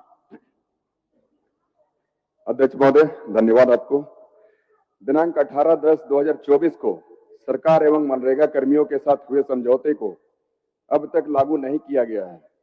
इनके साथ हुए समझौते के अनुसार तत्काल इनके मानदेय में 30% की बढ़ोतरी, सामाजिक सुरक्षा एवं अन्य मांग को लागू किया जाए। धन्यवाद महोदय। माननीय सदस्य श्री जनार्दन पासवान जी। अध्यक्ष महोदय, चतरा जिला प्रखंड अंतर्गत ग्राम चौकड़ा डाटम के कुलवा डैम से नहर की निकासी कराकर ग्राम सदघरवा, ग्राम ढेबो, बेला, बिहिया, भितियाही, खूटी केबाल तक एवं प्रतापपुर प्रखंड के ग्राम मजगामा डैम से नहर की निकासी कराकर ग्राम बरबो कोचबा, जमुआ, कर्माचक, असनाही, किशुनपुर, मोनिया, जयपुर, बिचकिला एवं गिद्धा इत्यादि गांवों में सिंचाई हेतु अविलंब नहर की निकासी हेतु शून्यकाल के माध्यम से मैं सरकार से मांग करता हूं कि यथाशीघ्र निर्माण कराया जाए। धन्यवाद। माननीय सत्येंद्रनाथ तिवारी जी। सत्येंद्रनाथ तिवारी जी। अध्यक्ष महोदय, दे रहे हैं यार, दे रहे हैं। गढ़वा विधानसभा अंतर्गत पीडब्ल्यूडी सड़क गिजना नहर से गिजना आरियो रोड तक, कैनाल तिल्लाग से रवाना चंद्रवंशी टोला तक, सिक्सिया कला दक्षिणी टोला में केदार यादव के घर होते हुए संतोष यादव के घर तक, चिनिया बीरनाथ से सुरेंद्र भूया के घर तक, ग्राम बरदरी से दलदलिया होते हुए सालों राजा धार्मिक स्थान तक सड़क निर्माण की मांग करता हूँ। सिर्फ बाबू क्या बोल रहे थे? आपको भी दे रहे हैं, आपको भी दे रहे हैं, दे रहे हैं। यही तो शुरू करते हैं। एक सूचना था, बताइए माननीय अध्यक्ष महोदय। अभी मेरे ही विधानसभा क्षेत्र में ये 20 तारीख को 2 लड़कों को पुलिस ने पकड़कर डोरंडा थाना ले गई। अध्यक्ष, ये जो रहते हैं रांची विधानसभा क्षेत्र में, लेकिन नदी के उस पार मकान एक पहले से बना हुआ है, कोई ठाकुर जी का है, और उसके बगल में 4 दीवारी निर्माण कराने, बस 2 ही है सर अध्यक्ष महोदय। ठाकुर जी के यहाँ चोरी हुई, अखबारों में भी आया, कई लाख का जेवर और नगद वगैरह चोरी हुआ है। ये लड़का पानी पटाने जाता था अपने बाउंड्री वॉल का। अब इस 2 लड़कों को पुलिस ने शक के आधार पर गिरफ्तार करके ले गया अध्यक्ष महोदय, और 3 दिन तक रखा अध्यक्ष महोदय। 20 को ले गया है, कल 23 तारीख था, 23 को छोड़ा है अध्यक्ष महोदय। वहां के थाना प्रभारी अपने एक दरोगा के माध्यम से पैसे का डिमांड कर रही थी अध्यक्ष महोदय। मेरे जानकारी में जब आया तो मैंने कहा कि पैसा नहीं देना है। मैंने सीनियर एसपी को भी फोन किया, यदि वो दोषी है तो उनको आप जेल भेज दीजिए, उन पर कानूनी कार्रवाई, कठोर से कठोर कार्रवाई कीजिए, लेकिन वो निर्दोष हैं तो फिर इतना दिन तक क्यों रखे हुए हैं अध्यक्ष महोदय? आखिर ये सरकार कानून से चलेगी अध्यक्ष महोदय कि अपनी मनमर्जी से? वैसे भी मैं जानता हूँ कानून का, मैं स्नातक हूँ अध्यक्ष महोदय, कि भाई ठीक है, दरोगा को बहुत पावर है कि 24 घंटे तक वो किसी को भी हाजत में बंद रख सकती है। यहाँ 72 घंटे रख करके अध्यक्ष महोदय मैं आग्रह करता हूँ कि सरकार इसको संज्ञान में ले और इसकी जांच कराए अध्यक्ष महोदय, और कानूनी कार्रवाई करे। देवघर विधानसभा क्षेत्र में देवघर टावर चौक के पास पहले अध्यक्ष महोदय हॉस्पिटल था, पुराना हॉस्पिटल था महोदय, वो वहां से हट के दूर चला गया, शहर से थोड़ा दूर है महोदय। कुछ भी दुर्घटना होता है तो दूर ले जाने में लोग जो है मर जाते हैं महोदय। इसलिए आपसे आग्रह है महोदय कि श्रावणी मेला के शुभ अवसर पर लाखों लोग आते हैं बाहर से महोदय, लाखों लोग, उसमें भी दुर्घटना होता है तो जो है पेशेंट को ले जाते मर जाता है महोदय। मेरा कहना है महोदय कि पुराना अस्पताल पर जो है जमीन माफिया का नजर है, और वहां जो है अभी ब्लड बैंक है महोदय, ब्लड वहीं से मिलता है लोगों को। आई हॉस्पिटल भी उसी में चल रहा है महोदय। मेरा कहना है वो टावर चौक जो है शहर का बीच जगह है महोदय, ट्रामा सेंटर जो है आपके माध्यम से माननीय मंत्री महोदय से आग्रह करते हैं वहाँ ट्रामा सेंटर खोला जाए महोदय, यही आग्रह है महोदय, ट्रामा सेंटर।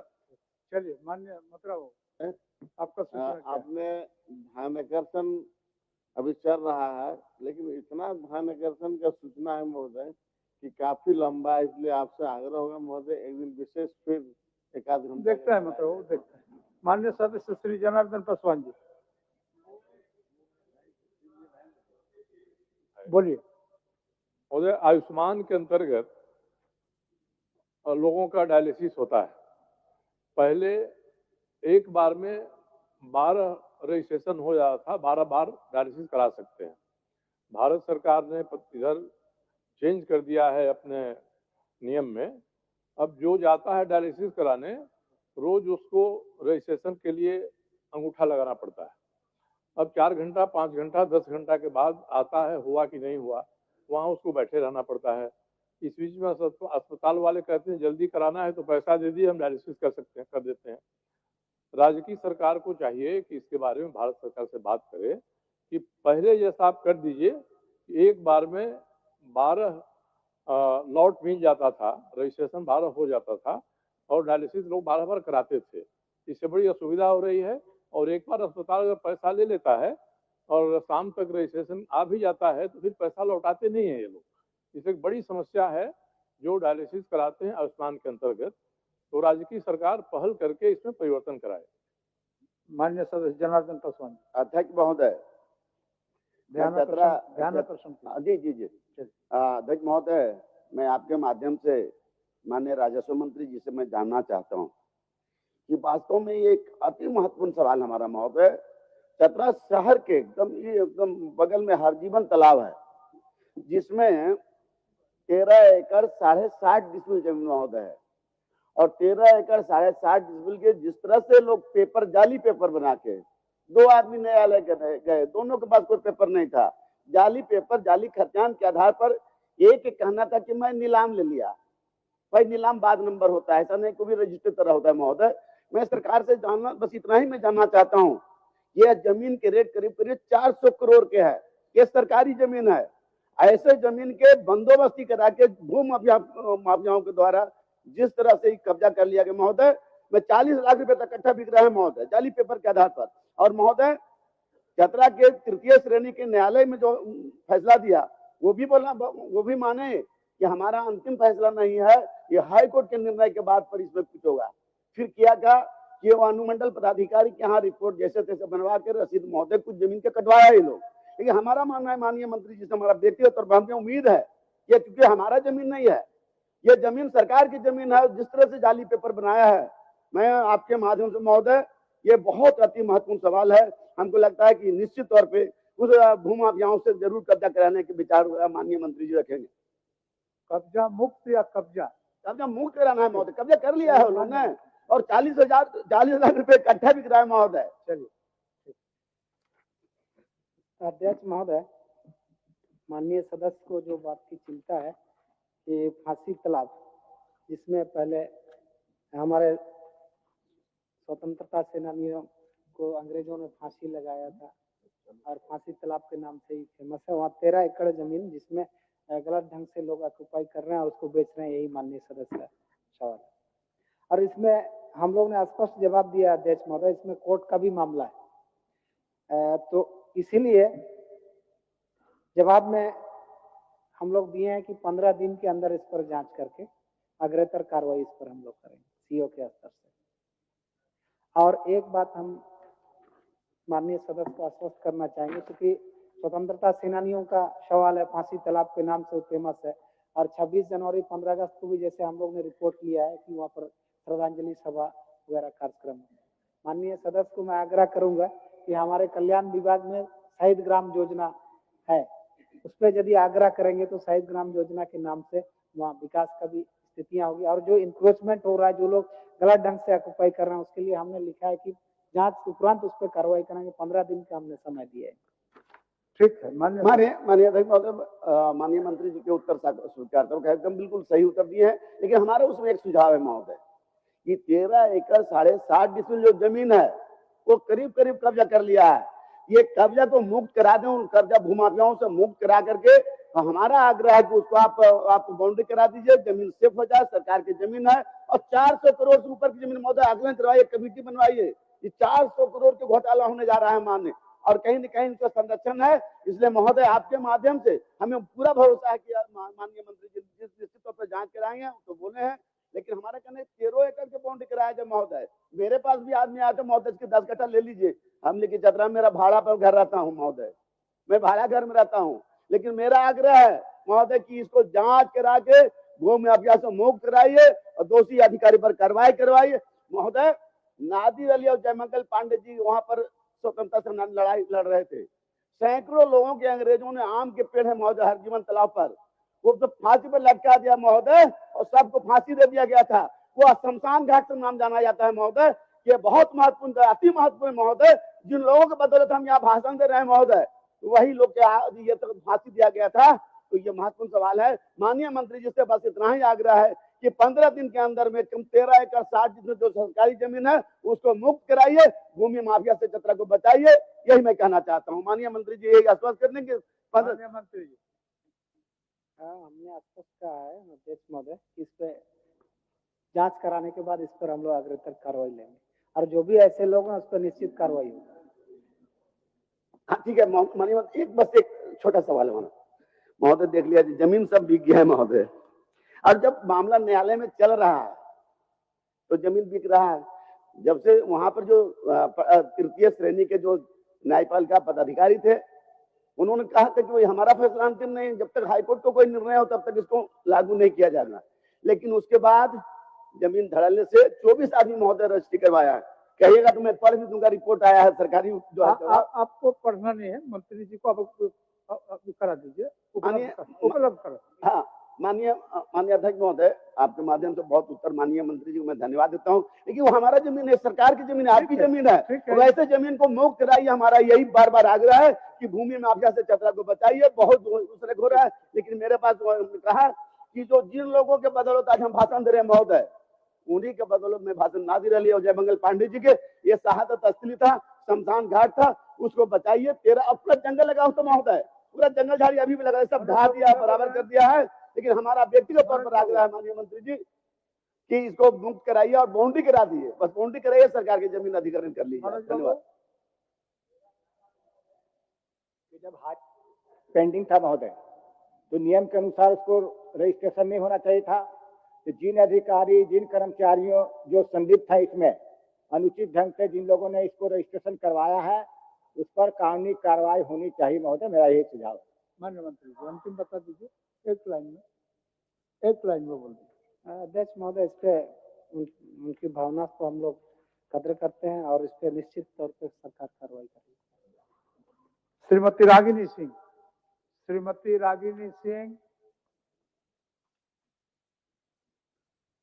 श्री अमित कुमार। अध्यक्ष महोदय धन्यवाद। महोदय, हमारा जो ध्यानाकर्षण था जमीन से संबंधित था और सरकार का आंसर हमें प्राप्त है।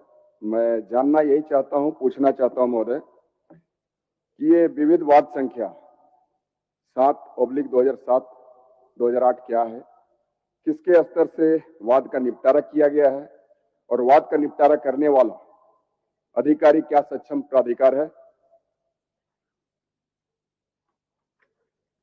माननीय मंत्री जी। अध्यक्ष महोदय, एक बार फिर से माननीय सदस्य, एक बार फिर से आप पूरक पूछ लीजिए। अध्यक्ष महोदय, विविध वाद संख्या 7/2007-8 क्या है, किस स्तर से वाद का निपटारा किया गया है, वाद का निपटारा करने वाला अधिकारी क्या सक्षम प्राधिकार है? अध्यक्ष महोदय, इस संबंध में मैंने अंचल कार्यालय से इसका प्रतिवेदन मांगा था। जो माननीय सदस्य का सवाल था उस पर वहाँ के रिकॉर्ड के बारे में मैंने पूछा था।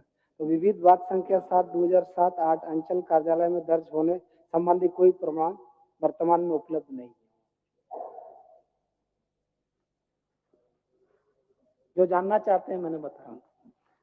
अध्यक्ष महोदय, ये जो वर्ष 2008 में अंचल कार्यालय के द्वारा रसीद उल्लिखित भूमि का किस आदेश से निर्गत किया है महोदय, मेरे पास ये रसीद हैं, मैं अध्यक्ष महोदय आप तक पहुंचाना चाहता हूं और माननीय मंत्री जी तक पहुंचाना चाहता हूं। और मैं ये जानना चाहता हूं कि क्या खुदकटी जमीन में शेष का निर्धारण निसंतान विधवा महिला के नाम से किया जा सकता है? माननीय मंत्री जी। ये जो वर्ष 2008 में अंचल कार्यालय के द्वारा रसीद उल्लिखित भूमि का किस आदेश और किन के आदेश से निर्गत किया गया था, जो हमने आप तक पहुंचाया महोदय? माननीय मंत्री। अध्यक्ष महोदय, हमने स्पष्ट कहा कि ये जो विविध वाद संख्या है जो अंचल कार्यालय में उपलब्ध नहीं है और इसी का हवाला देते हुए इसका शेष के बारे में गणना की गई है, ये रिपोर्ट आया है।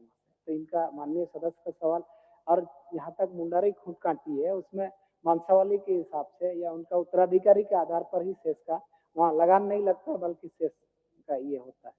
तो इसी आधार पर जो रिकॉर्ड में जो पाया पंजी 2 में उस आधार पर विविध वाद संख्या का जो हुआ, जबकि इसमें और भी त्रुटियां हैं। माननीय सदस्य पूरा एक साथ आप पूरक पूछते हैं, ये जांच का विषय और इसको मैं जांच कराऊंगा, जो भी दोषी पदाधिकारी है उसमें कार्रवाई होगी।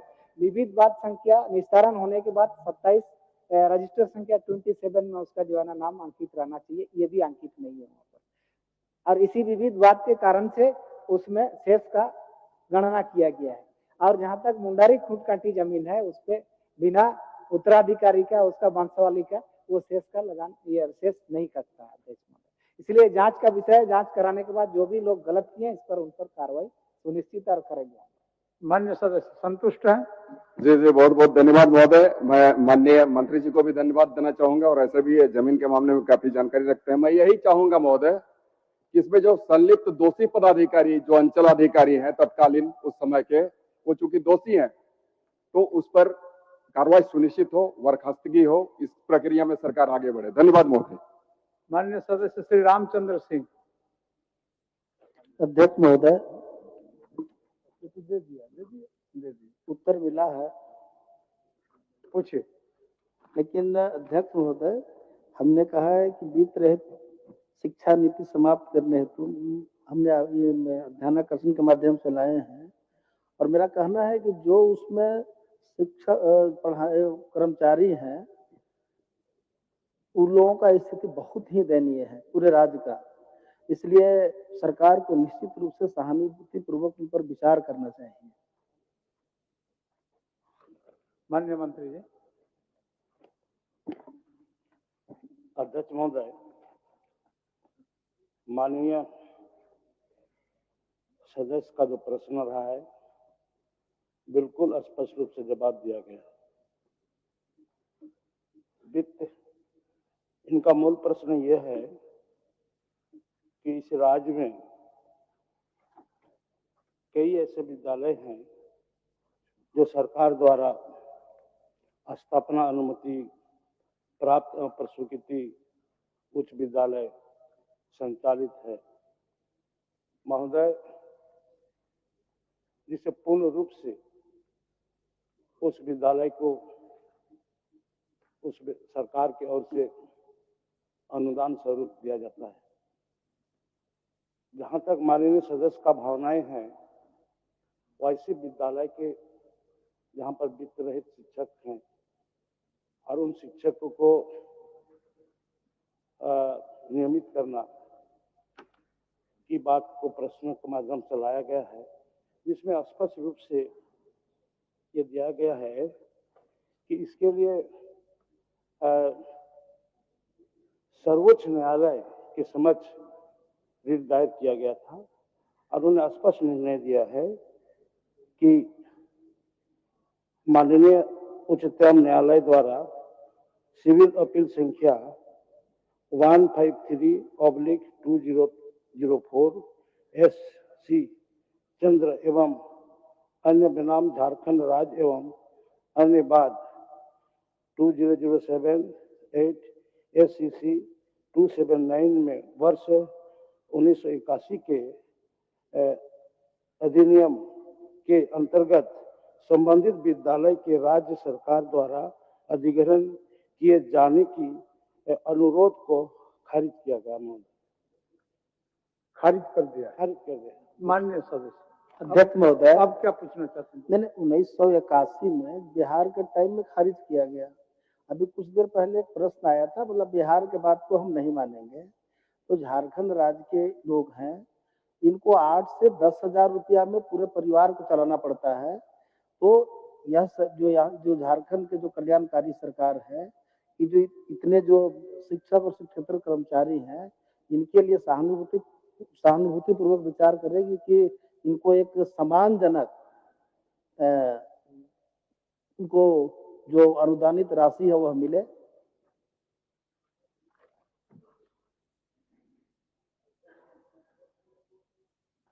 नीतिगत विचार लेने की जरूरत है।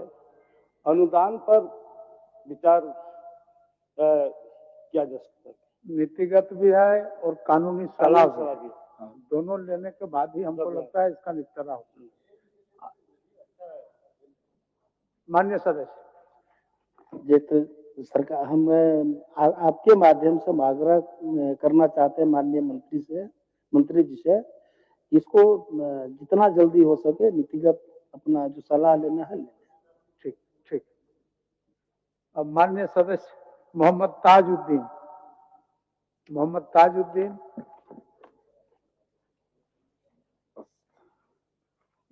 सर, ये अमित महतो जी का था, इसमें मैं साइन किया था। इसमें से जवाब भी मिल चुका है। हाँ, और आप अगर संतुष्ट वो- हैं जवाब से? जी बिल्कुल। चलिए।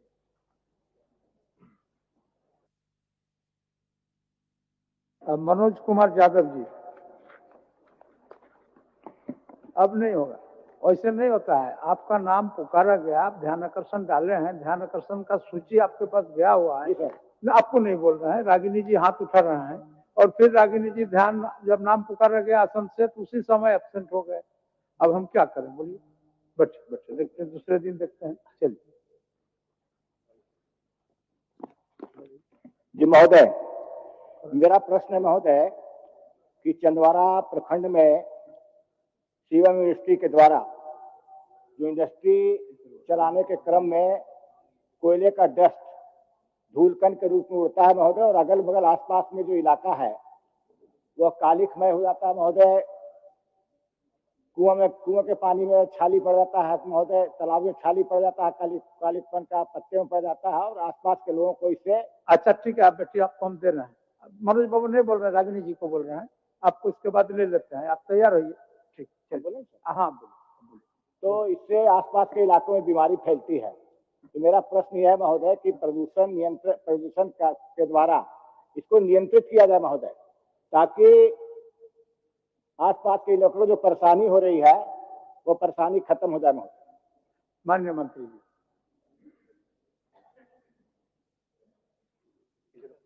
माननीय अध्यक्ष महोदय, माननीय सदस्य ने लोकहित में एक चिंता व्यक्त की है, लेकिन प्रदूषण नियंत्रण परिषद के प्रावधानों के आलोक में निर्धारित होता है। माननीय सदस्य एक जनप्रतिनिधि की भावना से इन बातों को बोल रहे हैं। सरकार ने जो अपना मैकेनिज्म है, जिस मैकेनिज्म से किसी भी फैक्ट्री के द्वारा उत्सर्जन की जांच की जाती है और उस प्रदूषण के मानकों का अनुपालन हो रहा है या नहीं हो रहा है यह देखा जाता है, उसमें सरकार ने बड़ा स्पष्ट उत्तर दिया है कि 11/3/2025 को क्षेत्रीय पदाधिकारी, क्षेत्रीय कार्यालय एवं सहायक वैज्ञानिक पदाधिकारी झारखंड राज्य प्रदूषण नियंत्रण परिषद द्वारा संयुक्त रूप से इसका निरीक्षण किया गया। निरीक्षण के उपरांत जो प्रतिवेदित है प्रदूषण नियंत्रण परिषद के द्वारा, स्थल निरीक्षण के दौरान इकाई का मात्र 2 रोटरी क्लीन कार्यरत पाया गया। तीनों रोटरी क्लीन से उत्पन्न धूलकण पर नियंत्रण हेतु इलेक्ट्रोस्टैटिक प्रेसिपिटेटर ESP, स्थल निरीक्षण के दौरान रोटरी क्लीन से संलग्न ESP कार्यरत पाया गया। फ्लू गैस एकल चिमनी से उत्सर्जित होता है। चिमनी में डस्ट की मात्रा सतत निगरानी हेतु OCEMS द्वारा पाया गया। तो कुल मिलाजुलाकर प्रदूषण नियंत्रण परिषद के द्वारा प्रतिवेदित जांच में मानक से अधिक प्रदूषण की कोई शिकायत नहीं दर्ज हुई है। और इसके बाद भी माननीय सदस्य अगर कुछ पूछना चाहते हैं तो निश्चित रूप से। कि प्रदूषण नियंत्रण तो सर्टिफिकेट दे देती महोदय कि प्रदूषण नहीं हो रहा है, लेकिन मेरा प्रश्न है महोदय कि वहाँ उसके बावजूद हो जाता है कि क्या कारण है। और मेरा अनुरोध था सर, कोई आप हाई ऑफिशियल से जांच करा लीजिए, दिखवा लीजिए। अब मंत्री जी जाते आते हैं, कहीं मंत्री जी भी देख लीजिए। मेरा प्रश्न यही महोदय कि होना नहीं चाहिए, प्रदूषण नहीं होना चाहिए, किसी आपकी व्यवस्था ऐसी की जाए कि प्रदूषण नहीं हो और गांव वालों को परेशानी नहीं हो। मेरा प्रश्न यह है महोदय। माननीय सदस्य की भावना का ध्यान रखते हुए प्रदूषण नियंत्रण परिषद को पुनः एक बार जांच के लिए हम लोग प्रेषित करते हैं। माननीय धन्यवाद मनोज जी। रागिनी जी पूछिए।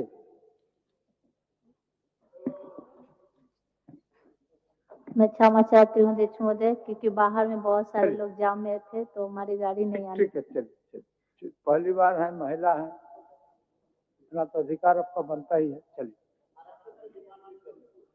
चलिए। अध्यक्ष महोदय, धनबाद जिला सहित पूरे राज्य के प्राइवेट स्कूलों में यही हाल है।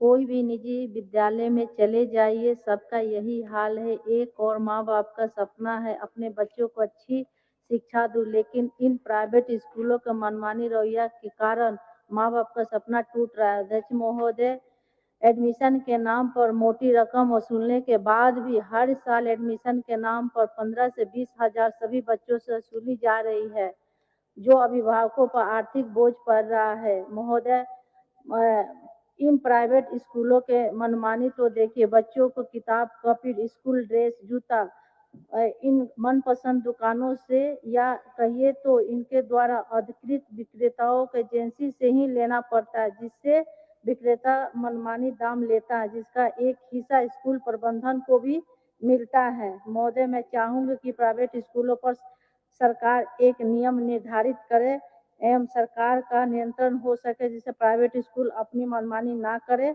और इससे सबको अभिभावक पर आर्थिक बोझ ना पड़े। माननीय मंत्री जी।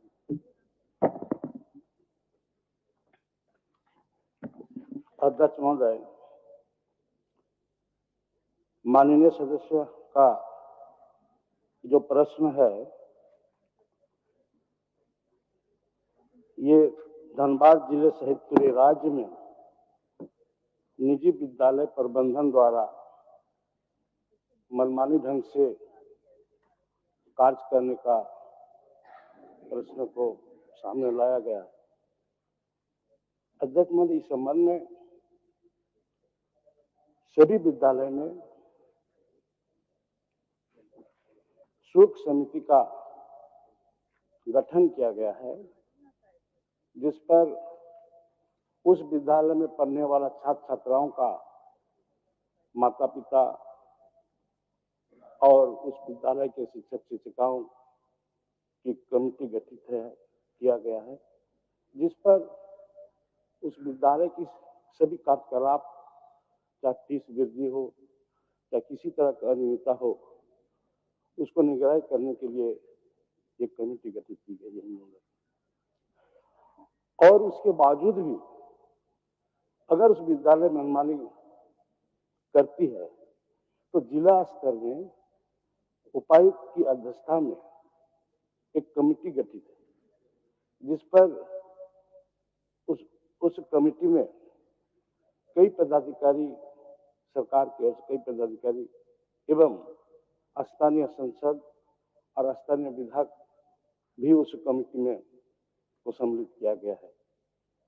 और उस कमेटी के माध्यम से यदि इस तरह का बात आती है शुल्क वृद्धि का, या इसमें ये क्वेश्चन आया है कि कॉपी किताब भी अपना एजेंसी से ये कराया जाता है कि आपको उसी दुकान में लेना है, तो निश्चित रूप से ये हमारी जो जिला स्तर की कमेटी बनी है, जिसमें संसद विधायक को भी सम्मिलित किया गया है महोदय, उसका एक प्रावधान है कि यदि विद्यालय प्रबंधन समिति इन समिति के बातों को नहीं मानती है तो महोदय उनके 2.5 लाख रुपया तक तो दंड करने का उसका प्रावधान है।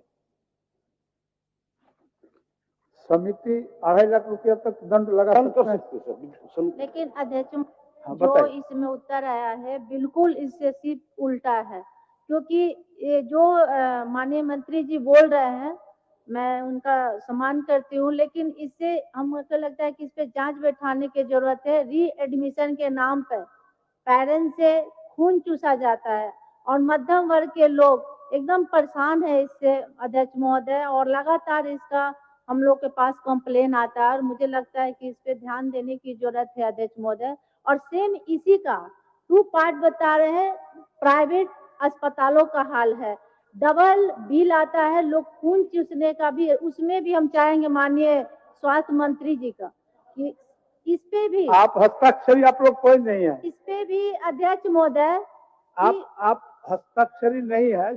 अगर अस्पताल में चले जाइए तो अस्पताल में ही दवा बोलने दीजिए, उनको बोलने दीजिए, प्रश्नकर्ता को थोड़ा हाँ ठीक है, आपका हस्तक्षेप है, थोड़ा उनको संतुष्ट होने दीजिए, संतुष्ट होने दीजिए। बोलिए बोलिए बोलिए बोलिए आप बोलने दीजिए, हमारे गार्जियन है। मैं उनके तरफ से बोल रहा हूँ, ये प्रश्न जो लाया गया माननीय सुन बैठिए बैठिए बैठिए माननीय बैठिए ना, समाधान की ओर जा रहे हैं हम लोग समाधान की ओर जा रहे हैं। माननीय अध्यक्ष महोदय, सीपी बाबू छोड़ दीजिए, सीपी बाबू छोड़ दीजिए बाद में बाद में आएगा विषय, छोड़ दीजिए। अध्यक्ष महोदय, हम लोग का कोई सवाल का जवाब आप नहीं पूछिए, मिलेगा। आप पूछिए। पूछने दीजिए ना, आप पूछिए। अभिभावक है उनको पूछने चलिए आप दीजिए। उत्तर दीजिएगा, आप उत्तर दीजिएगा। वो अभिभावक है उनको पूछने दीजिए। अन्य मंत्री जी हमारे तरफ से पूछ सकते हैं, उनका पूरा अच्छा, अधिकार है। ठीक है। अभी ऐसा नियम नहीं है। सीपी बाबू अच्छी तरह से इस नियम को जानते हैं और हम समझते हैं, जब हम आसन में बैठे हुए हैं, जब सीपी बाबू आसन पर थे ना, तो हमसे भी ज्यादा कड़ा थे महोदय, और गुंजाइश कहीं नहीं था। महोदय, इसीलिए आप महोदय, आपके माध्यम से माननीय सदस्य को मैं अवगत करना चाहूंगा, शायद इनको इस बात की जानकारी नहीं है। ये गजट है महोदय, गजट है, और आपके माध्यम से मैं उनको भेज रहा हूँ। अब पूरे पढ़ की जानकारी प्राप्त कर ले, उसके बाद इसको दाव देगा।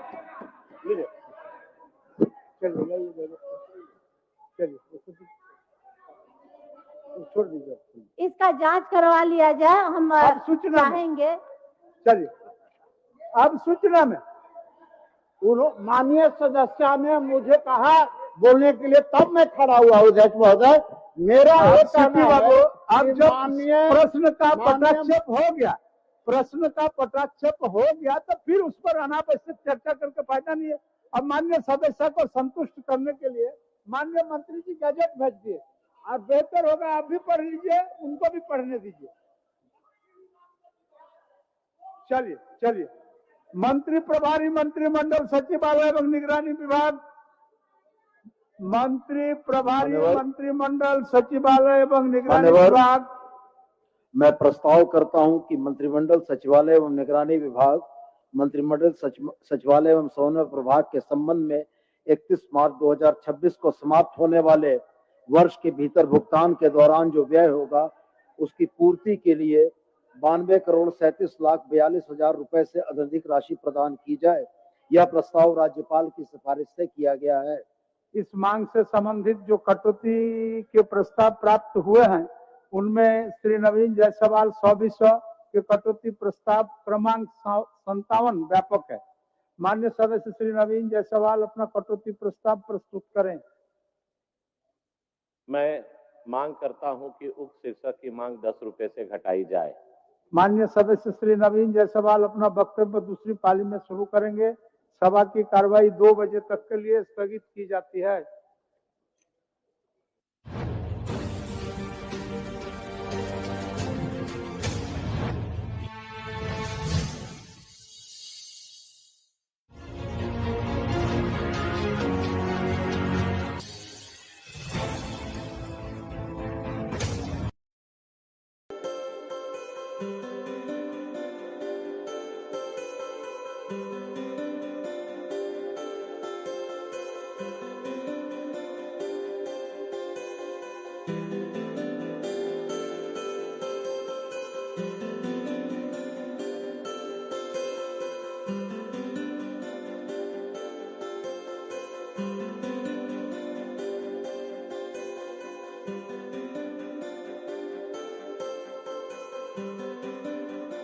है।